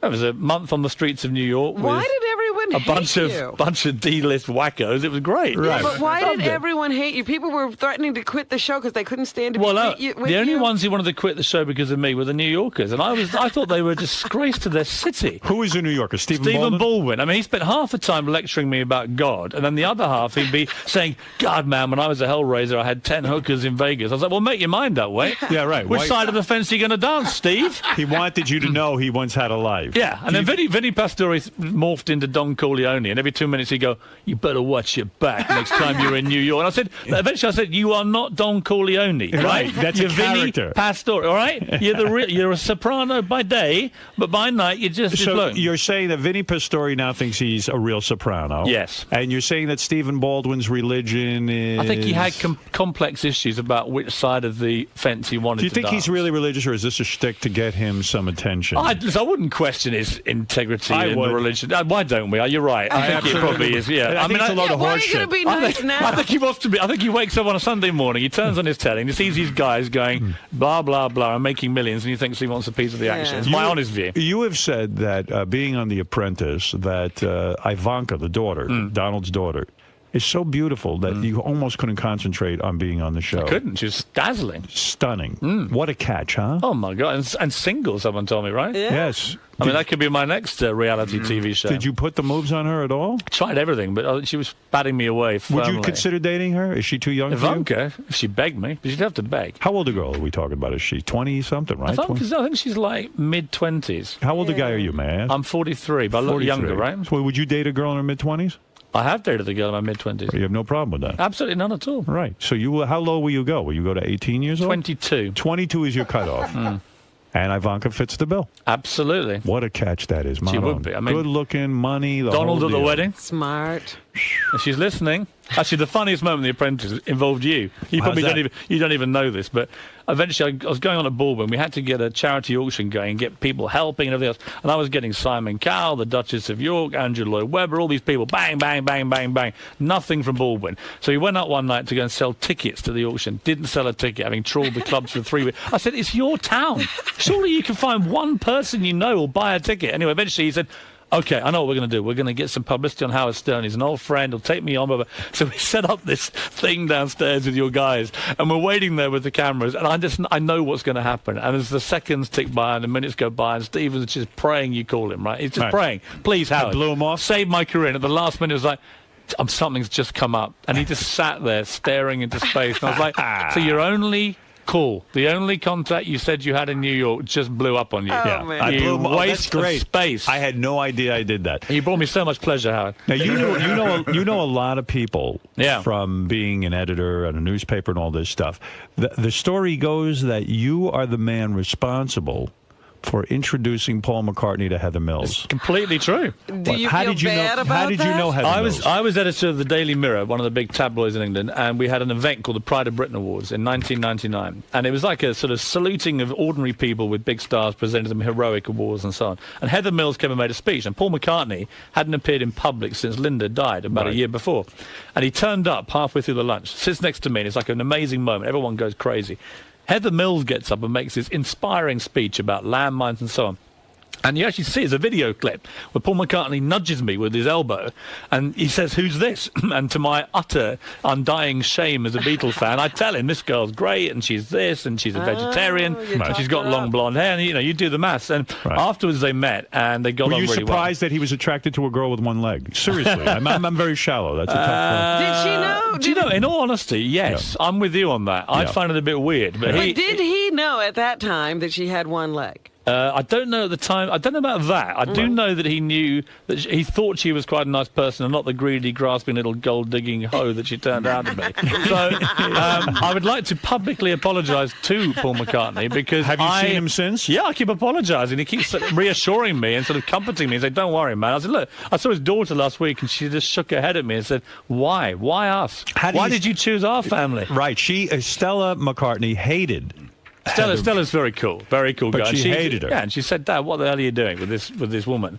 And of course, the more we found out about her, the worse it got. And the good news, though, from your point of view, is that she's decided she's so hated in Britain. She's the most hated woman in British history now after skinning him for $50 million. Right. She's coming to America where she says, quotes, "They love me over there." So congratulations, New York. You're getting Heather Mills. So you were duped in a sense. You were not a good judge of her. Do you know what? I was taken in like he was, and she was very, very good at that. She would make out she was this great charity fundraiser, and she was an honest woman. But in the end, how soon did you realize it was a big mistake? How long did it take you? I think it was when they got married. Even then, it seemed okay. But I was getting feedback from people who know Paul McCartney saying that she was getting very irritated that all the attention was going to Paul when they went out. Right. That's what I heard. And it was and eventually it was quite funny when the divorce papers came out. You saw just how she was trying to get like 500 million or something. It was ridiculous. Right. So I wrote this piece in my newspaper column in England, just tearing into this gold digger. And at the end of it published, and she rang me, and she went screaming, "What have you done?" I was a screaming banshee, and she said, "God!" And then eventually she stopped in mid-thing, because I said, "Well, I'm not putting up with you talking to me like this." I said, "You're just a greedy gold digger," and that's the end of it. And she said, "What?" And eventually she calmed down, and she said, I know what it is." And that Geordie voice of it. "I know what it is. You're a Paul fan, aren't you? Aren't you?" And I sort of paused and I said, "Well, Heather, you know what it's like?" So on the one hand, we got a guy who wrote yesterday, "Hey Jude" and the Beatles. On the other hand, we have you, a gold-digging little bimbo, trying to skim him for all the profits of Hey Jude. It's not a difficult one, is it, love? Right. What? Bang! Boom! And that was it. That was the end of it. End of a beautiful relationship. So was the divorce her plan all along, do you think? It would be very cynical to think, but let's just say she's got a bit of form for taking old men to the cleaners, Howard. And how did you become so friendly with Paul McCartney? I was just a big Beatles fan, and we used to do stuff with him on the Daily Mirror. And Daily Mirror is sort of working class Labour, left-wing paper in Britain, and it was very much his kind of roots from Liverpool. So he liked the paper and he became friendly with you. And you can ring him up anytime. He's that much. Well, I wouldn't say that, but I mean, if I meet him, apart from apologising consistently, which I do, because he says to me, "Thanks, pal, he cost me $58 million." You're a very expensive friend. You should chip in a bit. What? Also, you mentioned that when you were a newspaper editor, you interviewed George Michael, the famous George Michael, and he confessed to you that he had sex with more than 500 men in the last 7 years. Is that right? It wasn't an interview. I went to a dinner party. I went to a dinner party, and I've been told you can be quite indiscreet. Anyway, this is about 3-4 years ago, and we sit there. There's about 8 of us, and bear in mind that I was there, and so was the editor of The Sun, who's another outrageous tabloid in Britain. You'd think he'd just show a little bit of discretion. Anyway, a few bottles of wine later, suddenly he just unburdens himself, and it's like he'd slept with 500 guys in the previous 7 years. What's his thing? He likes it in the behind, or he likes anal, or what is his thing? I think his thing is Hampstead Heath on a Friday night at midnight. Anything goes, Howard. So if you're in London, if you want to go to Hampstead Heath, you know what you're going to get. George Michael, very, very hot under the collar, right? But it was like that. He was being blackmailed by a male French hooker. He then began to name all the famous celebrities, some of whom were heterosexual to the public, who'd slept with his boyfriend. So by now we're like, what?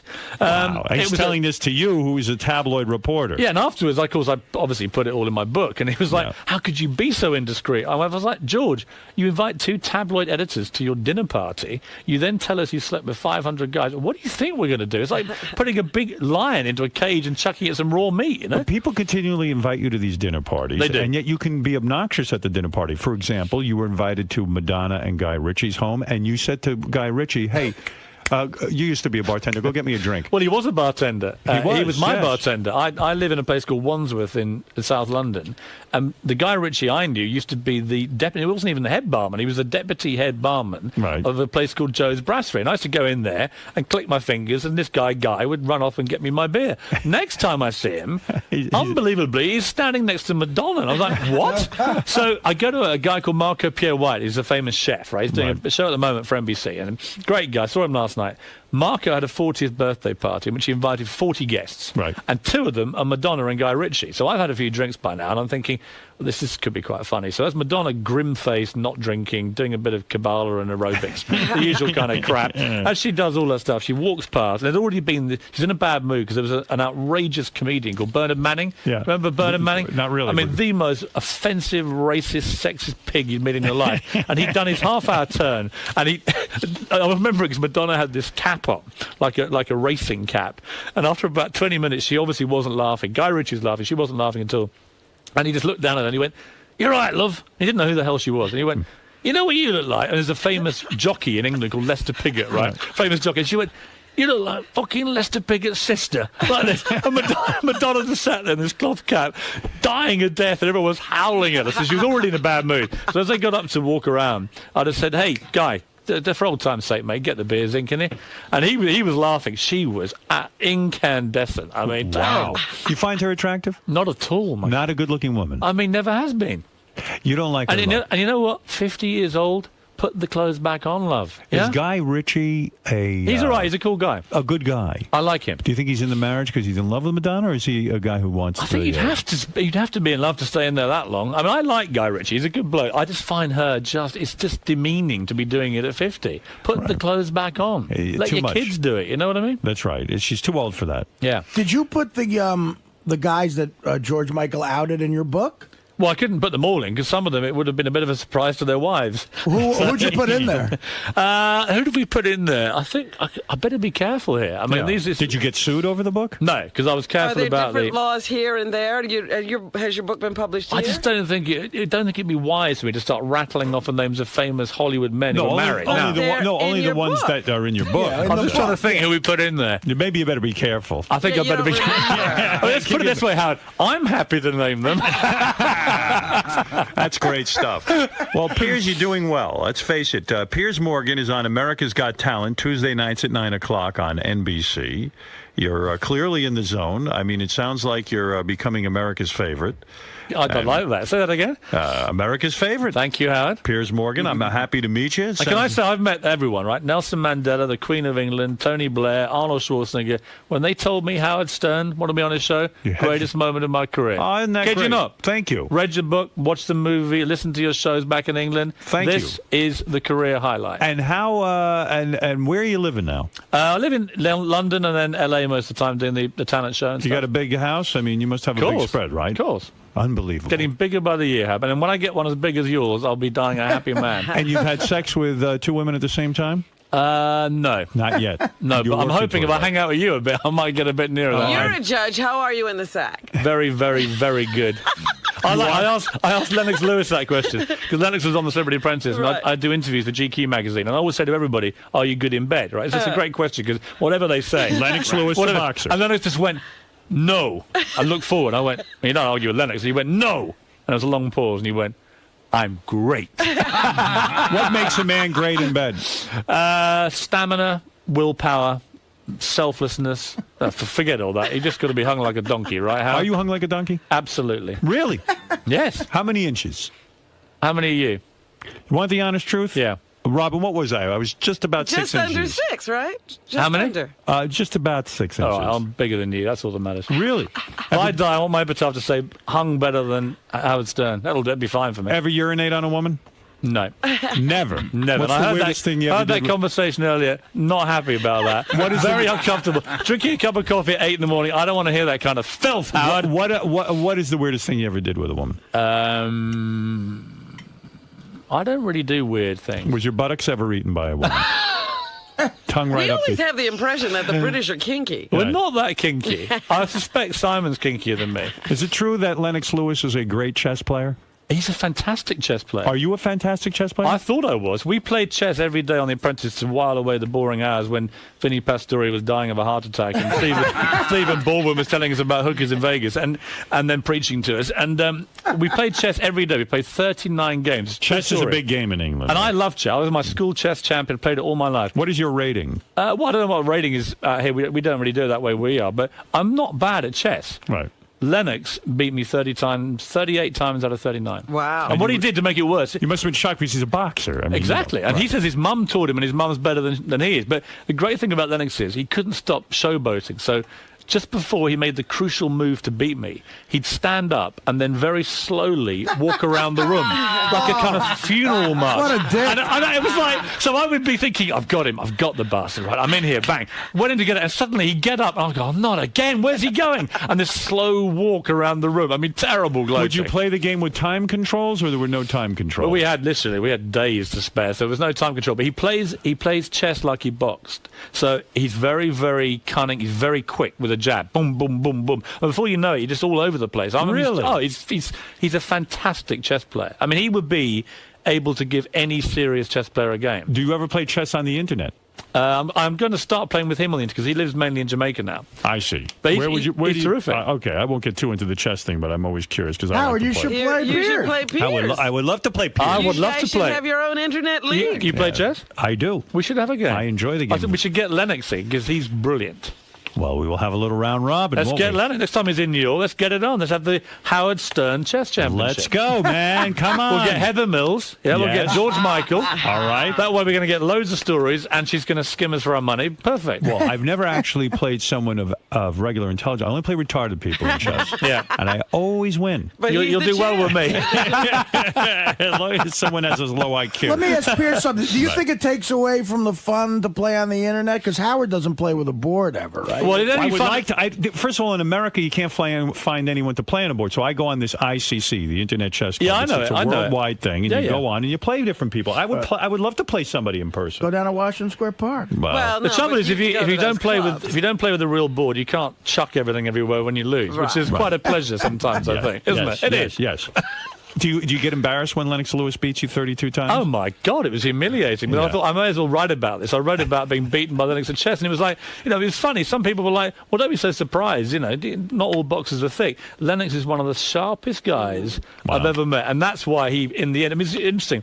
Walking around New York with Lennox Lewis, because I've loved boxing all my life. I'd forgotten, obviously, he knocked out Mike Tyson. And this was the big New York hero, and it was the biggest reaction to any human being I've walked with ever. It was incredible. And the respect for the guy, because he only got knocked out twice, Lennox Lewis.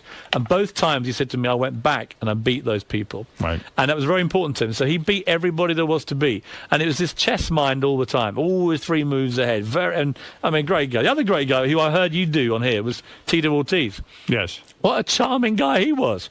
Again, much smarter than you'd think. Yes. And he's got Jenna Frank does. Jameson. Yes, he does. And who knows what goes on there. Well, let me tell you. Here's a couple of people want to say hi to Piers. And then, Jeff the Drunk, go ahead quickly. Oh, geez. Yeah, hi, Piers. Hey, Jeff. I was watching the show last night. The opera singer was awesome. He was fantastic, wasn't he? You're saying someone who sings the opera was good? It was better than that. It's a guy who, by day, sells insurance, this guy, Neil, right? And then he just ripped into Nessun Dorma by Pavarotti. It was awesome. The word is there. Nessun Dorma by Pavarotti is my favorite. I can't believe Jeff the Drunk knows this kind of music. Trust me, Nessun Dorma is going to be huge. Marianne from Brooklyn, you're on the air. I absolutely love you. Celebrity for Apprentice. You against Omarosa. You stood up to Donald Trump. Thank you. Show. I'm a big fan of Simon. I absolutely adore you. And Howard, my Baba Booey song is on its way. Maybe Piers could judge it. Yes, hurry up with those Baba Booey songs. Yes, Brandon, go ahead. Hey, Howard, love you guys, man. Thank you. I just wanted to say, Piers, man, I've never heard of you before, dude, and you're a fucking funny motherfucker. Well, there you fuck go. you very much indeed. Howard had never heard of me before. Well, Piers A is crushing coming on blow. strong. He's coming on strong. In a couple of years, we won't even be able to get him on the show. You'll always get me, Howard. I'm There you literally, go. I said to your producer earlier, I'm available not just now, but every day you ever want me. Well, Piers, we might have to have you come in here and judge something the next time we do it. And I'm available for anything. All right, excellent. Piers, you're a good guy. I appreciate you coming on the show. Piers Morgan, America's Got Talent, Tuesday nights at 9 o'clock on NBC. He's living large with the big house, the girlfriend, and he hates Stephen Baldwin, I think. Yeah. Sounds like he's got a license to prim pussy, this guy. This is nice. It does, doesn't it? You're right. It Yeah. sure does. Unfortunately, I love my girlfriends. There may be a bit of a problem. You have any Playboy Playmates in your past? Well, Tiffany Fallon was on the show. She was lovely. But you unfortunately, well, she slightly ruined things by announcing on day one she's pregnant. But you didn't by a make love to her. multi-millionaire rock star. It killed everything. On every level, I was finished. All right, Piers, we'll take a break. Thanks for coming in, and good luck with the show. I hear it's doing great. It was seriously a pleasure. Thank you. Thanks, Piers. Piers.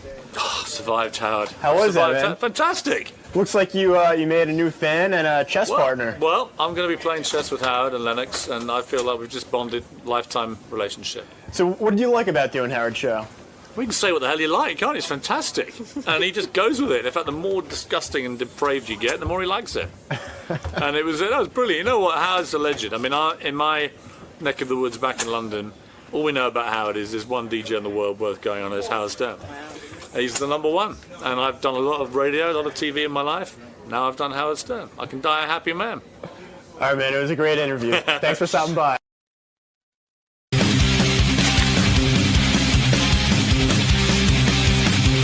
How about drinking? You drinking anymore?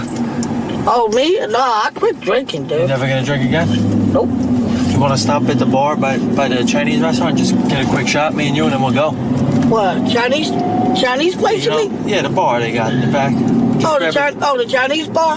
Yeah, we'll get a shot. We'll stop and get a shot right now. And a beer. Okay. I don't mind.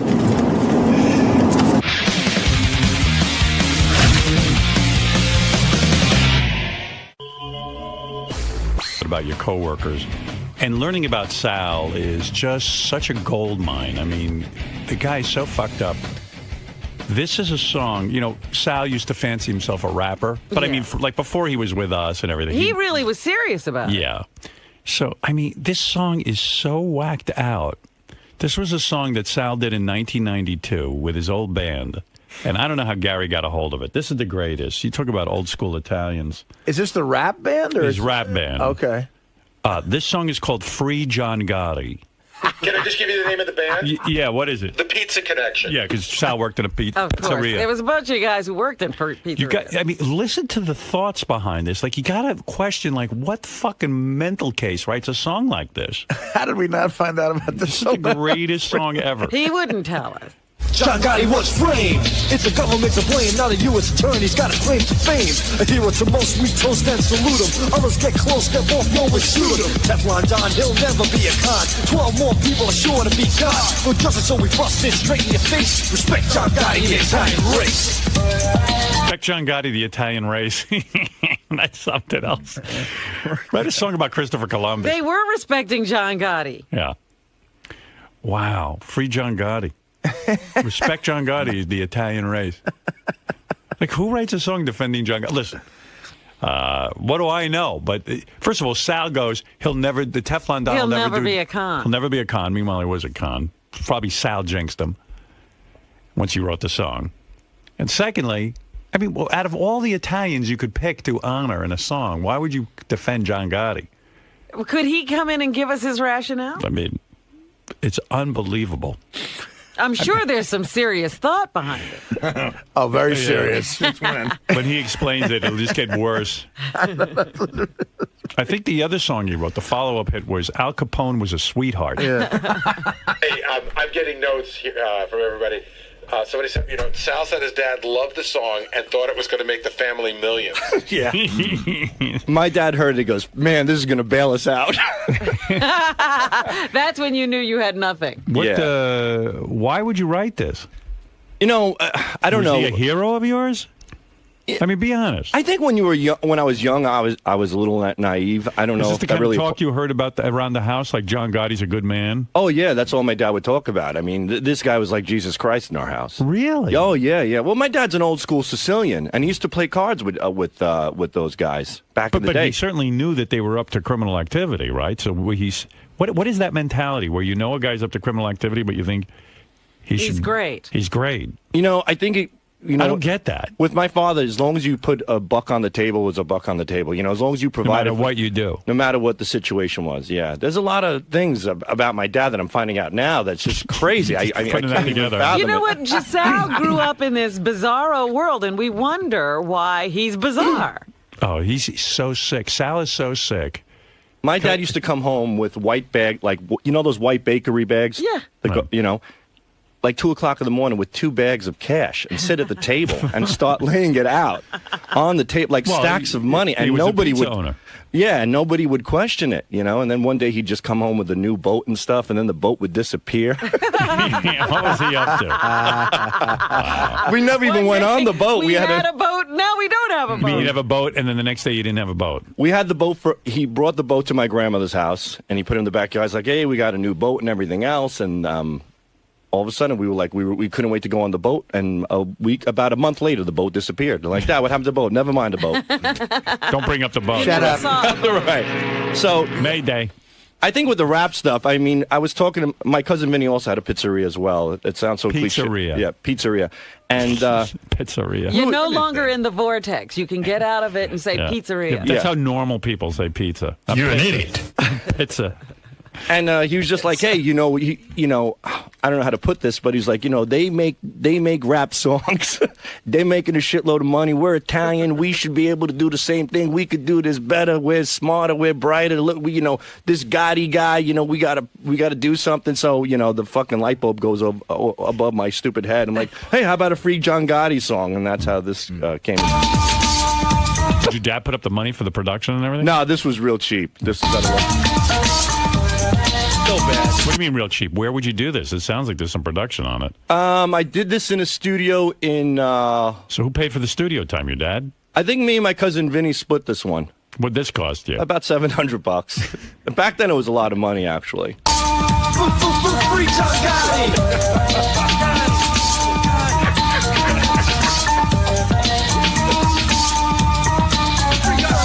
Listen, go by, I'm talking serious stuff. Nobody walks on us, so it's time to get tough. Samuel Bull, but that's nothing but bullshit. Branded a male cow, went out like a rat. Lies about a legend, a man you befriended. Don't you worry, son, good things will be ended. Open your ears and eyes, and people listen. Cause the Usher's here, and on a mission. John Gotti's not guilty, so let him go free. Unless you like to buy a plot in Sicily.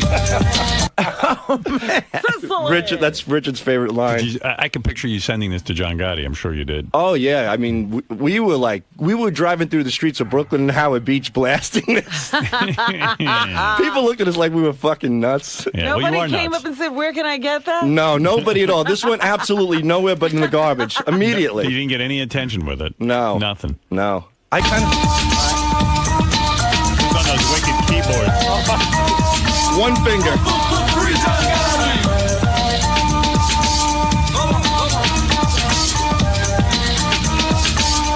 And your old man was pretty sure this was it, huh? Oh, man, he was on cloud nine. He thought I was like the birth of Elvis. Did he bring it around at some radio stations and stuff? No, he did nothing. He just left everything up to me, but... No. And here it is. Good move. Good move. Here's how sick Sal's, dementia is. He's whacked out of his skull. So Sal brought me a clip. Sal likes to watch women getting peed on, like it turns him on. And spit on. So Sal brings me this clip. This is a chick getting pissed on, basically. What websites are you watching? Oh, wait. You got to hear this. Wait, this is Sal. Do you know about this? You told Richard me. taped it. I refused to listen to it because... All right, this is Toilet Mouth. This is the clip. That's going into her mouth.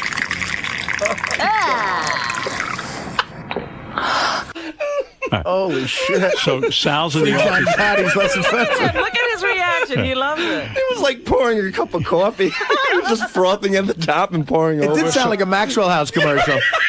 So even Richard Christie gets creeped out by Sal because Sal sits and watches these pornos, and he, the reason he watches them is he loves them. He likes them. And so Richard calls it work. Richard put on the tape recorder, the taping equipment, right? Unbeknownst to Sal, and this is Sal watching the video and commenting. He's in ecstasy. You got to hear this. Listen carefully. This is Sal watching a woman getting pissed on. What websites are you watching? Right now? Yeah. ppgalore.com. This one's hot. I love when they shoot a stream right in their face and like their eyes squint and burn. She looks retarded, which is hot too. She doesn't know what's going on. She just wants that piss.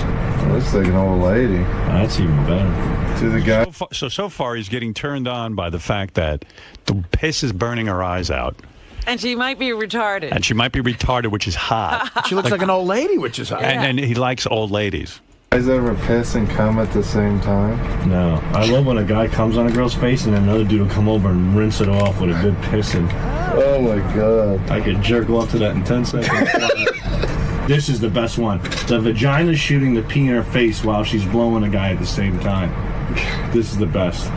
Watch how she beams her right in the face. Oh, that's it. Atta girl. Take it. Oh, Jesus in heaven. I wish I could jerk off at work again. This is depraved teens pissing sex. They don't look like teenagers. I don't like them young. I like them old. Well, that's something. Let me type in piss.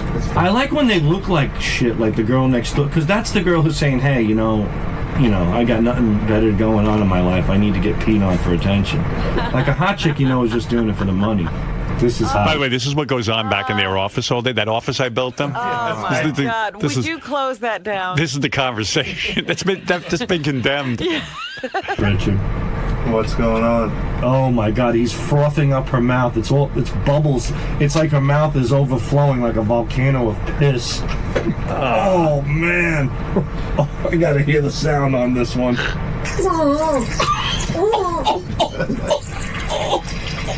What a fucking pig!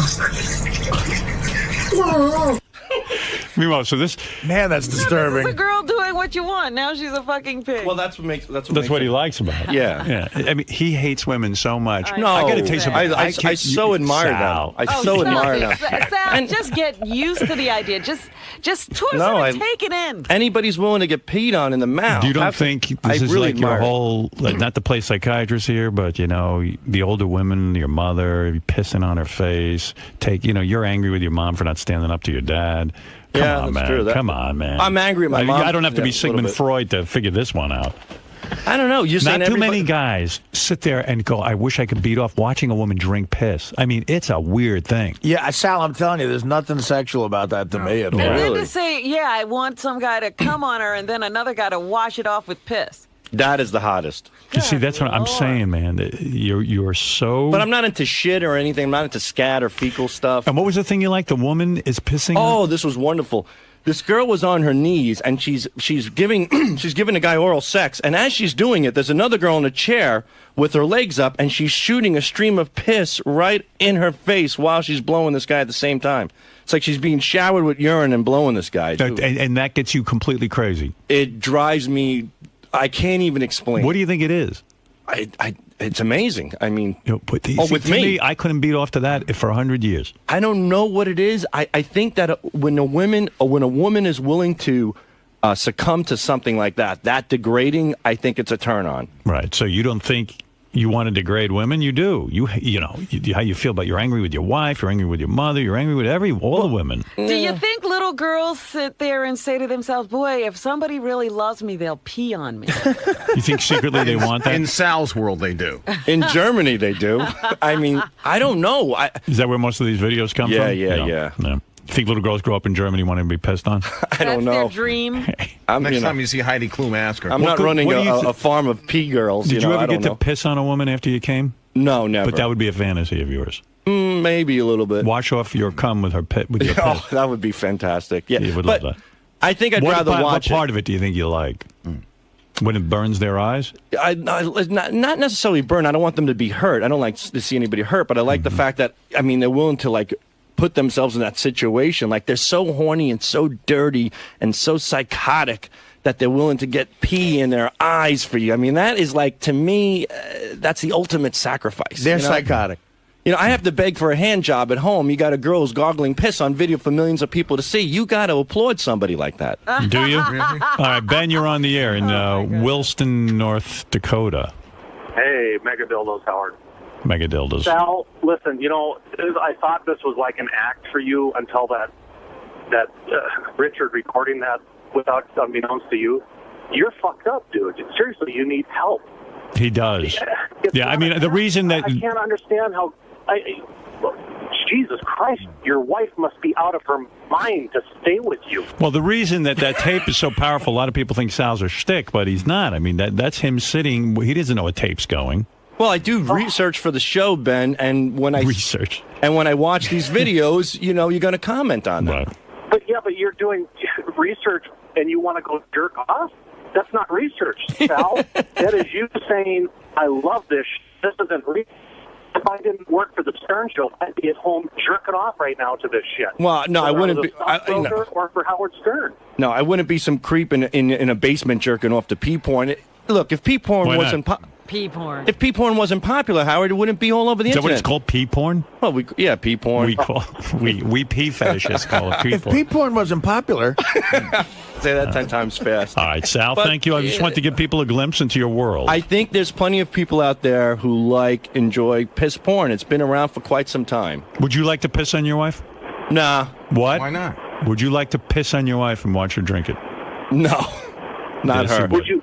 I'm at a point now, I hate to say, I'm at a point now where I feel uncomfortable to ask my wife anything. Would you like to jack your load off on her face and piss in it? Like it. Come on, wouldn't you like to jack off on her face and then piss on her and wash it off? Not hers. A few others, but not hers. What about Robin? Would you like to do that? Absolutely.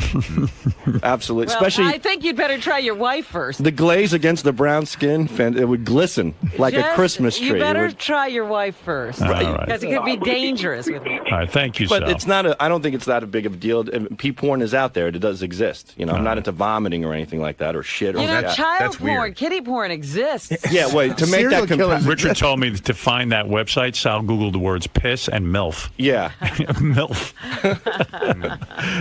A lot of MILFs these days. I want to say something to the porn industry. They're misleading with MILFs. They're taking young girls and they're making them look older. And you don't like that. No, they have to look saggy and, you know. He wants all there was a MILF in the paper, the Daily News. They were doing, you know, how the newspaper guys go down to the beach and they shoot an attractive girl at the beach. This chick was playing in the ocean with her kid, and boy, oh boy, was she hot. She was some Milfowitz. These cougars are phenomenal, Howard. You know why? I figured it out. They're trying to keep up with the young hot chicks. You know what I mean? So Wow, Sal figured this out? Go ahead, let me hear what you figured out. No, but when you see these cougars, they really stand out at clubs. They stand out at bars. They're the ones holding the glass of wine. They want to make everyone aware that they're wild, they're crazy. So, is your wife a cougar? Maybe to other people. No, but I'm saying, do you see her that way? Like she's getting the pink in the hair. She's got 3 kids at home, but she's running around to bars and she's trying to stand out. Yeah, she really doesn't go to bars, but I she goes guess, once in a while with her girlfriends. Yeah, right? once in a while she does. Yeah, she leaves you at home and goes out. She leaves me to my piss porn. Right. But these cougars, the great thing about them is that they're not really like that. I mean, to me, a lot of women just go through the motions to please people. That's how they really end. It's all part of the program. That's how life works. All right, you know what? This is fascinating, but I gotta move on. I'm saying these cougars, what they do is they'll suck cock, they'll take loads to the face, they'll get pissed on and all that stuff, only because they feel like they need to keep up with all these wild, newer, hot young chicks. Right. They'll have to work harder to keep up with the and young it's wonderful. girls. God bless the cougars. All right, thank you, Sal. Oh, you're welcome. Have a good day, everybody. Go back to work. Who is he talking about? I don't know. He's whacked out of his head. Free John Gotti. The hit single is... It all makes sense. John Gotti was framed. It's the government to blame, not a U.S. attorney's got a claim to fame. A hero to most we Sal against the U.S. attorney. stand salute him. Others get close, step off, no one shoot him. Teflon Don, he'll never be a con. Is there an intelligent thought in that head or what? Sal, dude, what's more embarrassing, hearing your John Gotti song or... The John Gotti thing's embarrassing because it was 20 years ago, and it's obviously, you know, like I said, I was very naive about it. That's not something I'm proud of now. Is that more embarrassing than getting secretly recorded talking about piss porn? No, because I'm proud of the piss porn, you know? I'm proud of it. You're proud of it? Yeah, why not? It's just a little fetish. It's just pee. Lots of guys like it. A lot of people won't admit it. They won't say it, but... a lot of people are into it. Are you the only guy here that admits to liking pee porn? I think maybe JD might like a little pee porn, you know. I'm sure there's a few guys here. If you did a private poll, I'm sure there are a few guys who like pee porn. You know? Why do you think Howard thinks it's so weird? Because He's got a show to run. Strange. He's got a show to run. He probably likes P-porn a little bit, but no, he's got to make me out to be some freak of nature, put me on, put me in the center ring and, and make a mockery out of everything. Is that the weirdest porn you're into? I like snowballing, too. Which is cum swapping. When a girl takes a load in her mouth and she spits in another girl's mouth and they go back and forth. That I've been into a little bit lately, too. That's pretty good. Does that top the P? No. Oh, P's up that? P's... P's number one, cum swapping's number two, but cum swapping with P combination, that is... Like the rinse off? The creme de la creme, right, the rinse off. That's always good stuff. Pete, you like P-porn?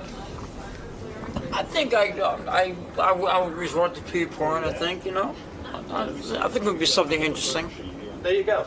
You got a guy like Pete, likes P-porn. Normal, average guy, good man. I guess I was wrong. If Pete's down with P-porn, I'm down with P-porn. If I'm down with it, I think it could actually go somewhere, And maybe there's a big market for it, I mean, it's possible. You don't know anything until you try. Yeah, so there you go. All right, I was wrong. I guess it's more normal popular. than I thought. It's popular. All right, so.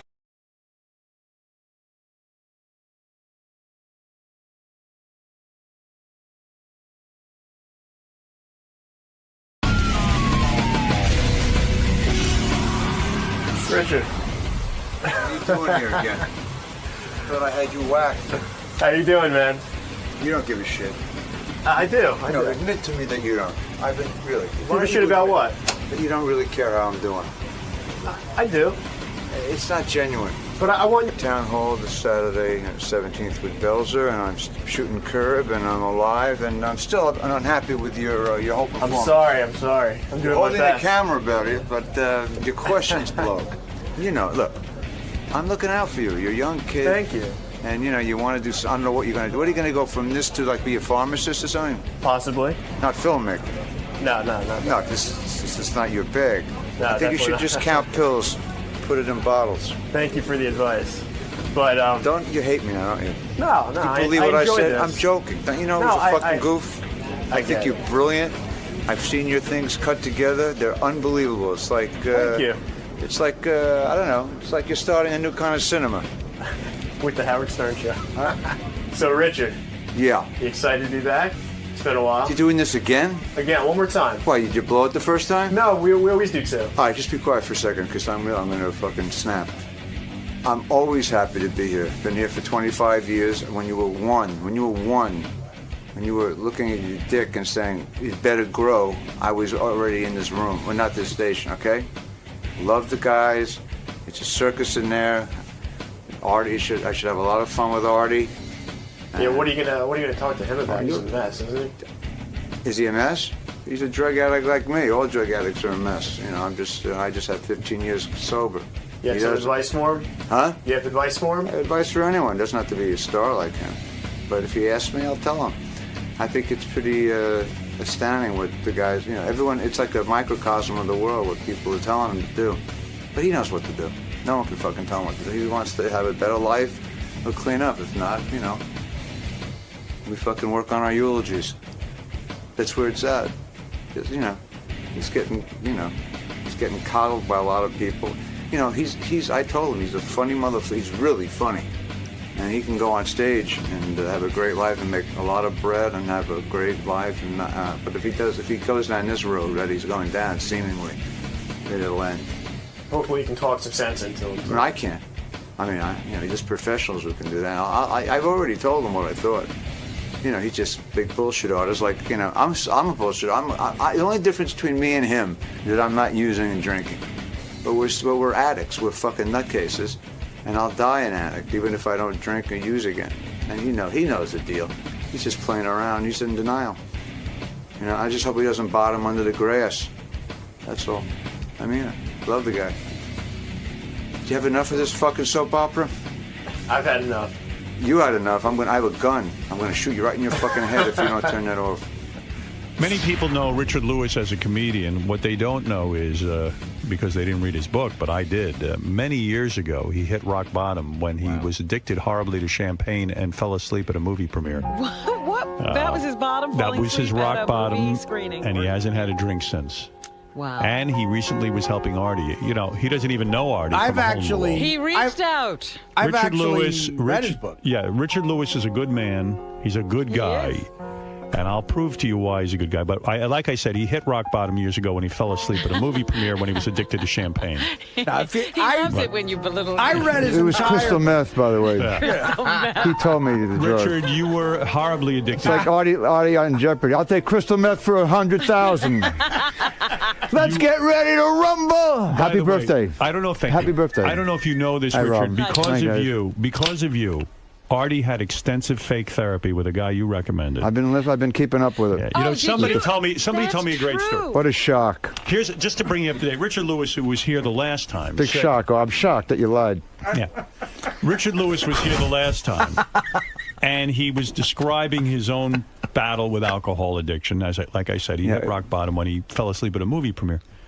And he was in, Well, he blacked out. No. He blacked out, yeah. Hey, what about going out with a woman who I know now for 4 months and not remembering anything about it? That's a little more than champagne. That's I know a you little- want to keep going with the champagne shit, fine, Howard, but No, it's you were crazy. addicted to champagne, am I correct? No, I was addicted to every drug except I didn't do any heroin or hallucinogens. His book is crazy. It's good, but it's I read the whole thing. Me and my sister, and we were comparing notes. It's a compelling book. He was out of control. I know. He fell asleep at a movie right, premiere. well, I read okay, it. well, that's- So, He listen. drank a whole bottle of champagne. He drank a whole bottle of champagne. It was completely All right, insane. I wish that's all it was. I'd Most still be Jews don't drinking. drink like that. Now, most Jews have Another 1-2 fallacy. drinks a year. That's so not true. I Richard- buried a lot of drunk Jews. I want to tell this story because it's about you as a good Samaritan. Richard really didn't know Artie, and Richard came on the show, and he had his own battles with drugs, and he called Artie off the air, and he recommended a therapist. Now, was this after the roast, missing the roast? Was that what did it? Or This was it before. That was before. This was Oh no before. no! It was after. It was after. Okay, all right. Yeah, it was Can I just say one thing? Because does this have anything to do with me at Town Yes. Hall this Saturday with Belgium? Don't worry, you'll get your plug. He didn't Don't just- ruin, Just don't a ruin your joke. appearance. That was with a joke. Don't ruin your appearance. That was a birthday gift for you. It's stupid fucking Come on, joke. that wasn't even a joke. And It was hard. You couldn't even classify that a joke. It's not even constructed. absolutely- you know, as a you're joke. That's right. Now listen. I should say he not only called me. I mean, anyone who talks to me about stand-up for longer than 10 minutes knows that he is a big influence on me, Richard. I loved his first special. I always Well, let me tell taped the story. Letterman. Let me tell and the he called story. me in for an hour. Was very sweet to me, But what's great about you know, this- I mean, he really was nice and But what's great unbelievable. about it, Artie, is Richard doesn't even know this. What? So he gave you the name of the therapist, Yeah. and you came in and you told us you were seeing this therapist. Meanwhile, you'd only seen him once. No, a couple of times. I And saw him even like Jason, 4 times. Jason and Will, who got married, said, "You realize Artie blamed the fake therapy for not coming to the their wedding." weddings. He used it very well. Because Artie, Artie would go up to them and, he said, "My therapist says, wait, listen to this. My therapist says I can't go to your wedding because I shouldn't be around." My therapist said, but he wasn't even in the therapy. He used a shrink. He used a shrink. Yes, He he used a lied shrink. to us about this. First of all, drink I so said that well. I was worried about my sobriety going to a wedding. Let's That's be what honest. I said. I'm You being honest with said- you. But you were using. You said. No, I wasn't No. at that time. No. You said the therapist was upset with you because you threw that party for me. He won. And Oh, what then, fucking flaming bullshit this is! I had it. then you said Artie, he was telling you not you're to a go to these fucking weddings. drug addict. Yeah. Admit it already. We I don't want to go to admit your that. funeral, you asshole. What All did you- these little episodes are funny, but you're gonna fucking die way early if you don't fucking clean up. All right? I'm the only thing I'm gonna die Weddings, from is this. Hey, he didn't buy Campbell's soup because the shrink said he shouldn't eat tomatoes. It's all bullshit. We all fuck the microphone. No, we need a microphone. Wow. Put All that right, on. I need Wait. a microphone. Yeah, we I'm need so to hear angry you at Artie. lecture, Artie. Go ahead, You don't talk wanna to do him. Let me tell you Right, something. let Richard talk to you. Listen. You respect him. Do you want to play gin tonight with Dr. Pinsky and I? That's the first thing I want to ask you. Richard. Artie, you know, I was listening to a show the other night, and after the show, they interview everyone here on the show. Right. It's exactly what happened to me. Everyone has the right. Howard has his spin on it. Hey, you know, he keeps the comedy intact. He says, "Hey, I have no problems with Artie doing it. You know, I he's don't. great on the show." But it's true. Some people say, let him do what he fucking wants to do. Robin is far more right in terms of what I know about being a drug addict. Right. She knows that you're fucking on a death fucking wish. Okay, you're in denial, Artie. That's it. I don't think I'm on a death wish. I don't. I think I'm fine. I think he's right. It's a death wish, man. Don't you get? You're a fucking drug addict. And, I know I'm a drug addict, but I don't think I'm on a death wish right now. You I are really on don't. a death wish. I heard what you did. You went to a place. You had some Wolfgang Puck sandwiches. I wish. You jerked off. That would have been great. You had some wheat juice, and then you jerked off again. And then you had pizza with fucking peanut butter on. It's all bullshit. I mean, you can't bullshit another drug addict. You might bullshit your fans. Did you lie a lot too, Richard? I lied for 20 years. Wow. I had to go for a knee operation, and two of the people that broke down my door and had my intervention, they said, we're best friends. And then my sister came up and the whole 9 yards. I was at the old Ritz-Carlton. Right. And Brenner and everybody. They called me up. They said, we're never going to see you again. You're going to die, and we can't. If you don't help yourself, we're out of your fucking life. What got you to listen? Huh? What got you to listen? Like, how do you get through to an Artie? I mean, well, what got me to, I was speaking to Robin before. I said, what got me to listen, I did write about this. I was holed up in my house. I was totally depressed. Right. I had everything I ever dreamt of, and I was holed up doing crystal meth for 6 days. I lost about 15 pounds. I looked like a Jewish Howard Hughes getting ready for his fucking Haftorah, his bar mitzvah. And I looked in the mirror and I went, I bought this house after struggling for 15 years before meeting you and then Letterman, the whole 9 yards and the series and all that shit. I said, I'm going to fucking die at 43 years old after all that. For what? For this fucking powder? After all this struggle. Yeah. Just doing jokes, and I'm living a life of a fucking king. Right. This is bullshit. And I called two friends to take me to the hospital, and that was it. No mas. That was 15 years ago. But you got to reach that moment of clarity. He hasn't had the moment, you're saying. No, in fact, there's Lawford just wrote a book, Moments of Clarity, and I recommend it to Artie. It has about 35 drug addicts, and when